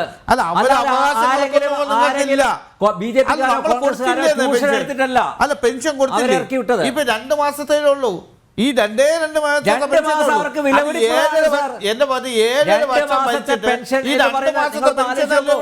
അരി വാങ്ങാൻ പണമില്ല. അവർക്ക് 1600 രൂപ എന്ന് പറയുന്ന വലിയ കാര്യമാണ്. ഇവിടെ പിണറായി വിജയന്റെ അവിടെ ക്ലിഫ് ഹൗസില് നീന്തൽക്കുളം, അതുപോലെ മറ്റേ അവിടെ എന്താണ് കാലിത്തൊഴുത്ത്, ഇതിനൊക്കെ ലക്ഷങ്ങളും കോടികളും അല്ലേ ചെലവാക്കുന്നത്. ഇവരെന്താ ചോദിച്ചേ? ഹെലികോപ്റ്റർ, ഉലകം ചുറ്റ ഹെലികോപ്റ്റർ വാങ്ങി വെച്ചിട്ടുണ്ടല്ലോ. അപ്പോ ഭരണകൂടത്തിന് എന്തും ചെയ്യാം, എന്ത് തോന്നിയാസവും ചെയ്യാം. ഇവിടെ ആരും ചോദിക്കാൻ പാടില്ല. അഥവാ ഏതെങ്കിലും ന്യായാധിപൻ വിമർശിച്ചു കഴിഞ്ഞാൽ അതിനെ ആ സ്പിരിറ്റിൽ എടുക്കാതെ അയാളെ തെറിവിളിപ്പിക്കുക, സൈബർ ഗുണ്ടകളെ ഇറക്കി തെറിവിളിപ്പിക്കുക, എന്നിട്ട് എല്ലാവരും അത് കൈകൊട്ടി ആസ്വദിക്കുക. ഇവിടെ എന്തെങ്കിലും ഒരു വിഷയം വന്നു കഴിഞ്ഞാൽ അത് ഉത്തരേന്ത്യയിൽ, പ്രത്യേകിച്ച് ഉത്തരേന്ത്യയിൽ അവിടെ ഒരു വിഷയം വന്നു കഴിഞ്ഞാൽ ഇവിടെ അപ്പോൾ പ്രസ്താവന ഇറക്കുന്നവന്മാരൊക്കെ ഇങ്ങനെ മൗനി ബാബകളായിട്ടിരിക്കുക. എന്നിട്ട് ഇത് കേരളമാണ്, നമുക്കിവിടെ എന്തോ ആവാം എന്നുള്ളത്. ഇതൊക്കെ അംഗീകരിച്ച് കൊടുക്കാൻ പറ്റില്ല ശ്രീ സജീവ്. ഇത് സതീശ്. അതായത് അല്ല, അതായത് നമ്മളവിടെ അതായത് അംഗീകരിച്ചിട്ട് മതിൽ പൊളിക്കുക, അല്ല, മതിൽ ഞാൻ- പൊളി- മതിൽ പൊളിക്കുന്നത് അല്ല, ഞാൻ- മതിൽ അല്ല അല്ല, മതിൽ അല്ലല്ല മതിൽ പൊളിക്കുന്നത് നമ്മുടെ നികുതി അല്ല, പണം ഞാനിപ്പോ കൊണ്ട്. മതിൽ കെട്ടുന്നത് മതിൽ കെട്ടുന്നത് ഈ തോന്നിയാസം എല്ലാം കണ്ടിട്ട് മിണ്ടാതിരുന്നോണം നമ്മൾ. അല്ല, ജുഡീഷ്യറിയെ എല്ലാ പരിഭാഗത്തോലും നമ്മളൊരു സാധാരണക്കാരൻ്റെ അത്താണി നമുക്ക് ആശ്രയിക്കാൻ പറ്റുന്ന ഒരാണ് ജുഡീഷ്യറി. ഇപ്പം രാംകുമാർ സാർ പറഞ്ഞല്ലോ, ഈ കേരളത്തിൽ 36 ജഡ്ജിമാരുണ്ടായതിൽ ഒരു പിന്നോക്ക ജഡ്ജിമാരുണ്ടോ? അദ്ദേഹം തന്നെ പറഞ്ഞിട്ടുണ്ട്. ഇതാരാണ്? മുഖ്യമന്ത്രിയാണ് ചെയ്യേണ്ടത്, കൊളീജിയല്ലേ ചെയ്യുന്നത്? അല്ല, ഇത് മുഖ്യമന്ത്രിയാണ് ചെയ്യുന്നത്. എല്ലാ അല്ല, ഞാൻ പറഞ്ഞു, അല്ല, കൊളീജിയത്തിന് ശുപാർശ കൊടുക്കുന്ന സംസ്ഥാന മന്ത്രി ഇതുപോലും അറിയില്ലെങ്കിൽ കൊളീജിയല്ലേ സാറേ, കൊളീജിയം അത് ചെയ്തേനെ. നമ്മൾ എത്ര ഇത് കൊടുത്താലും കൊളീജിയം റിക്രൂട്ട് ചെയ്യുന്നതേ കാണുള്ളൂ സാറേ. അല്ല, രാംകുമാർ സാർ പറയിട്ട് അല്ലാന്ന് പിന്നെ ആരാണ്? ഒറ്റ മിനിറ്റ് രാംകുമാർ സാർ, താങ്കൾക്ക് പോകണമെന്നറിയാം. 8:30 താങ്കളെ ഫ്രീ ആക്കുന്നതാണ്. ഇതിന് കൂടി ഒരു മറുപടി. ഈ പിന്നോക്ക വിഭാഗങ്ങളിൽപ്പെട്ട ഒരു ന്യായാധിപൻ പോലും ഇല്ല എന്ന് താങ്കൾ പറയുകയുണ്ടായി. അതിൽ ഈ സർക്കാരിനൊന്നും ചെയ്യാൻ പറ്റില്ലേ അതിൽ? അല്ലെ, സർക്കാരല്ല ചെയ്യേണ്ടത്, അത് കൊളീജിയാണ് ചെയ്യേണ്ടതെന്ന് പറയുന്നതിൽ എന്താ അർത്ഥമുണ്ടോ?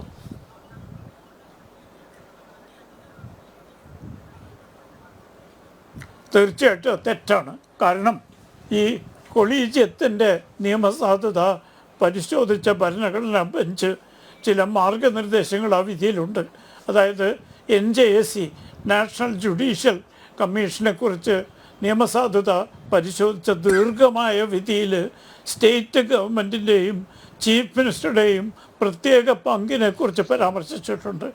സംസ്ഥാനത്തെ മുഖ്യമന്ത്രിക്ക് തൻ്റെ സംസ്ഥാനത്തെ ഹൈക്കോടതിയിൽ സാമൂഹ്യനീതി നടപ്പാക്കുന്നില്ല, പിന്നോക്ക വിഭാഗർക്ക് പ്രാതിനിധ്യമില്ല, ഇവിടെ ചിരപുരാതന കാലമായിട്ട് കഷ്ടപ്പാടുകളും അവഗണനയും അവശതയും അനുഭവിച്ചു കൊണ്ടിരിക്കുന്ന സമുദായങ്ങളുണ്ട് എന്ന കാര്യം കൊളീജിയത്തിനെ അറിയിക്കാൻ ചുമതലയുണ്ടെന്ന് മാത്രമല്ല, അധികാരമുണ്ടെന്ന് മാത്രമല്ല, കടപ്പാടുമുണ്ട്. എന്ത് ചെയ്തു നമ്മുടെ ഗവൺമെൻറ്? കഴിഞ്ഞ 16 കൊല്ലമായിട്ട് ഒരൊറ്റ പിന്നോക്കക്കാരനെ, ഷെഡ്യൂൾ കാസ്റ്റ്, ഷെഡ്യൂൾ ട്രൈബ് അംഗങ്ങളെ നമ്മുടെ ഹൈക്കോടതിയിൽ വെച്ചിട്ടില്ല, വിശ്വകർമ്മക്കാരെ വെച്ചിട്ടില്ല, ധീവരരെ വെച്ചിട്ടില്ല, ലാറ്റിൻ കാത്തലിക്കിനെ വെച്ചിട്ടില്ല. ഇതൊക്കെ നമ്മുടെ രാജ്യത്തെ പിന്നോക്കക്കാരായി അറിയപ്പെടുന്നതാണ്. ആരും തെറ്റിദ്ധരിക്കേണ്ട, ഞാൻ ആ വിഭാഗത്തിൽപ്പെട്ട ആളല്ല. എൻ്റെ അമ്മയുടെ അച്ഛനും അച്ഛൻ്റെ അച്ഛനും ഭാര്യയുടെ അച്ഛനും ഒക്കെ നമ്പൂരിമാരാ. പക്ഷേ അവർ പണ്ട് ചെയ്ത അനാചാരങ്ങളോട് പ്രതിരോധമായ രീതിയിൽ പ്രതികരിക്കാനുള്ള മനസ്സ് ദൈവം എനിക്ക് തന്നതുകൊണ്ടാണ് ഞാൻ ഈ സാമൂഹ്യ നീതിയെപ്പറ്റി ഇന്ന് സംസാരിക്കുന്നത്. തീർച്ചയായും നമ്മൾ പണ്ട് ചെയ്ത തെറ്റുകൾ തിരുത്തി ആ വിഭാഗത്തിനോട് നീതി പുലർത്തണമെന്ന് ആത്മാർത്ഥമായി വിശ്വസിക്കുന്ന ഒരാളാണ് ഞാൻ. അതിനുവേണ്ടി ത്യാഗങ്ങളോ ഉപേക്ഷകളോ ചെയ്യാനും തയ്യാറാണ്. ഞാൻ പണ്ട് KG ബാലകൃഷ്ണനെ വിമർശിച്ചപ്പോൾ അനുകൂലിച്ചപ്പോൾ വളരെ ഉന്നത സ്ഥാനം വഹിക്കുന്ന ആളുകൾ പറഞ്ഞു എനിക്കെന്തോ ലാഭമുണ്ടെന്ന്. എന്ത് ലാഭമാണ് ഈ പ്രായത്തിൽ എനിക്കത് കിട്ടാൻ പോകുന്നത്? എൻ്റെ വിശ്വാസം, എൻ്റെ പൂർവികർ തെറ്റ് ചെയ്തെങ്കിൽ അവരുടെ അന്തസ്സും ആഭിജാത്യവും ഞാൻ പങ്കുവെച്ചെങ്കിൽ അവരുടെ പാപഭാരത്തിലും ഞാൻ പങ്കുവെക്കണമെന്ന് ഞാൻ വിശ്വസിക്കുന്ന ആളാണ്. അതുകൊണ്ടാണ് സാമൂഹ്യ നീതിക്ക് വേണ്ടി വാദിക്കുന്ന ആളുകളുടെ കൂടെ ഞാൻ നിൽക്കുന്നത്. ഈ കേരളത്തിൽ ഏറ്റവും അധികം വിദ്യാസമ്പന്നരായ പട്ടികജാതി പട്ടികവർഗക്കാരും ധീവരരും വിശ്വകർമ്മജരും മറ്റ് അതേ ലാറ്റിൻ കാത്തലിക്കും ധാരാളമുണ്ട്. അവരൊരാളെ ന്യായാധിപസ്ഥാനത്തേക്ക് ഉയർത്തണമെന്ന് നമ്മുടെ മുഖ്യമന്ത്രി ചീഫ് ജസ്റ്റിസിനോട് അഭ്യർത്ഥിച്ചാൽ തീർച്ചയായും അത് മാനിക്കപ്പെടും. സംസ്ഥാനത്തെ മുഴുവൻ പ്രതിനിധീകരിക്കുന്ന തിരഞ്ഞെടുക്കപ്പെട്ട പ്രതിനിധിയാണ്, ജനങ്ങളുടെ പ്രതിനിധി. മുഖ്യമന്ത്രി നിലയ്ക്ക് അതിന് പ്രാമാണ്യം കിട്ടും എന്ന് വിശ്വസിക്കുന്ന ആളാണ് ഞാൻ. സമീപകാലത്ത് പ്രധാനമന്ത്രി സാമൂഹ്യ നീതിയെപ്പറ്റി പറഞ്ഞു, നമ്മുടെ ചീഫ് ജസ്റ്റിസ് സാമൂഹ്യ നീതിയെപ്പറ്റി പറഞ്ഞു. അവർ രണ്ടുപേരും അത് നടപ്പാക്കാൻ ബാധ്യസ്ഥരാണ്. പക്ഷേ നമ്മുടെ മുഖ്യമന്ത്രി എന്തുകൊണ്ട് അദ്ദേഹം പല പേരുകളും പറഞ്ഞു എന്നാണ് ഞാൻ മനസ്സിലാക്കുന്നത്. അതിൻ്റെ ആധികാരികത എന്നോട് ചോദിക്കരുത്, കേട്ടുകേൾവി മാത്രമാണ്. എന്തുകൊണ്ട് ഇത്രയും അധികം സാമൂഹിക നീതിക്ക് വേണ്ടി സംസാരിക്കുന്നൊരു പാർട്ടി ഈ കാര്യം ബഹുമാനപ്പെട്ട ചീഫ് ജസ്റ്റിസിൻ്റെയോ പ്രധാനമന്ത്രിയുടെയോ കൊളീജിയത്തിൻ്റെയോ ശ്രദ്ധയിൽപ്പെടുത്തുന്നില്ല? അത് അവരുടെ പ്രവർത്തന ശൈലിയിലുള്ള വൈകല്യമാണെന്ന് ഞാൻ പറയും.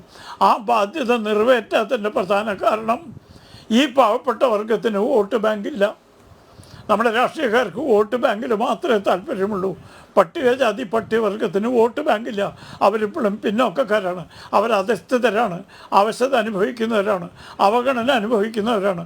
അവർക്ക് വേണ്ടി ശബ്ദിക്കാൻ അവരുടെ നേതാക്കന്മാർ പോലും ഭയപ്പെട്ട് മുന്നോട്ട് വരുന്നില്ല. അപ്പോൾ അത് കണ്ട് മനസ്സിലാക്കി ഈ അനീതി മാറ്റണം എന്ന് പറയാനുള്ള ആർജവം നമ്മുടെ രാജ്യത്തെ ഏറ്റവും പ്രമുഖ രാഷ്ട്രീയ കക്ഷിയും അതിൻ്റെ നേതാക്കന്മാരും ചെയ്യേണ്ടതല്ലേ? ഇതേ ഞാൻ പറയുന്നുള്ളൂ. ഹൈക്കോടതിയിലെന്നല്ല, എല്ലാ സ്ഥാപനത്തിലും സാമൂഹ്യനീതി നടപ്പാക്കണം. ഹൈക്കോടതി ഒരു ബന്ധു സങ്കേതമായി മാറിയിരിക്കുകയാണ്. സ്വാധീനമുള്ള ആൾക്കാർക്ക് മാത്രം ചവിട്ടി പയറാൻ പറ്റൂ എന്ന സ്ഥിതി നിർഭാഗ്യകരമാണ്. കാരണം നമ്മുടെ ഹൈക്കോടതി ഈ രാജ്യത്തെ ജനങ്ങളെ മുഴുവൻ പ്രതിനിധീകരിക്കുന്ന ഒരു മഹൽ സ്ഥാപനമാണ്. അതില്ലെങ്കിൽ ഇവിടുത്തെ ജനാധിപത്യം അപകടത്തിലാവും. ആ സ്ഥാപനം കൂടുതൽ പ്രാതിനിധ്യ സ്വഭാവമുള്ളതായിരിക്കണമെന്ന് പറഞ്ഞത് ഞാനല്ല, നമ്മുടെ ഇപ്പോഴത്തെ ബഹുമാനപ്പെട്ട ചീഫ് ജസ്റ്റിസ് DY ചന്ദ്രചൂഡാണ്. അതുകൊണ്ടാണ് അദ്ദേഹം പറഞ്ഞ് എല്ലാ സംസ്ഥാനങ്ങൾക്കും പ്രാതിനിധ്യം സുപ്രീം കോടതിയിൽ ഉറപ്പുവരുത്തണം. സീനിയോറിറ്റി അല്ല പ്രധാനം, പ്രാതിനിധ്യ സ്വഭാവം. അതുകൊണ്ടാണ് സീനിയർ അല്ലാത്തൊരു മുസ്ലിമിനും പാഴ്സിയെയും ഹരിജനെയും സ്ത്രീയെയും പ്രത്യേകം തിരഞ്ഞെടുത്ത് സുപ്രീം കോടതിയിൽ. ഇതെന്താ നമ്മുടെ കേരള ഹൈക്കോടതി നടപ്പാക്കാത്തത്? ഇവിടുത്തെ അമ്പരാക്കന്മാർക്ക് മാത്രമേ ജഡ്ജി ആയിരിക്കാൻ പാടുള്ളൂ, സ്വാധീനമുള്ളവർക്ക് മാത്രമേ ജഡ്ജി പദം കിട്ടുള്ളൂ. ആ നില മാറണം. അത് ശരിയല്ല. ഇതൊരു വിമർശനമല്ല, ഇതൊരു അഭ്യർത്ഥനയാണ്. കാരണം സാമൂഹ്യ നീതി എന്നത് നമ്മുടെ ബഹുമാനപ്പെട്ട സുപ്രീം കോടതി വിവിധ വിധികളിലൂടെ, പ്രത്യേകിച്ചും കേരളത്തിനുള്ള state of Kerala versus NM Thomas എന്ന വിധിയിൽ പ്രത്യേകം ഊന്നൽ കൊടുത്ത് പറഞ്ഞിട്ടുണ്ട്. ഇതൊരു ഭരണഘടനമായ ബാധ്യതയാണ്. ആ ബാധ്യത നിറവേറ്റുന്നതിൽ ജുഡീഷ്യറിക്കും അവഗണന പാടില്ല, സംസ്ഥാന ഗവൺമെൻറ്റിനും പാടില്ല, കേന്ദ്ര ഗവൺമെൻറ്റിനും പാടില്ല. ഈ കാര്യം ശ്രദ്ധയിൽ കൊണ്ടുവരേണ്ടത് മനസ്സാക്ഷിയുള്ള പൊതുപ്രവർത്തകരുടെ ഭാഗമാണ്. അത് ചെയ്യുന്നതിൽ പരാജയപ്പെട്ടെങ്കിൽ അവർ ഈ സ്ഥാപനത്തെ ആക്രമിക്കുകയല്ല വേണ്ടത്. ആ സ്ഥാപനത്തെ കൊണ്ട് ഈ ആവശ്യം അംഗീകരിപ്പിക്കാനുള്ള നടപടികൾ എടുക്കുക വേണ്ടത്. അതല്ലാതെ ഒരു സ്ഥാപനത്തെ ഇടിച്ച് താത്തി സ്വന്തക്കാർ, ഇപ്പോൾ നമ്മുടെ ഷാജഹാൻ ഒരുപാട് പേരുടെ ചരിത്രം പറഞ്ഞു.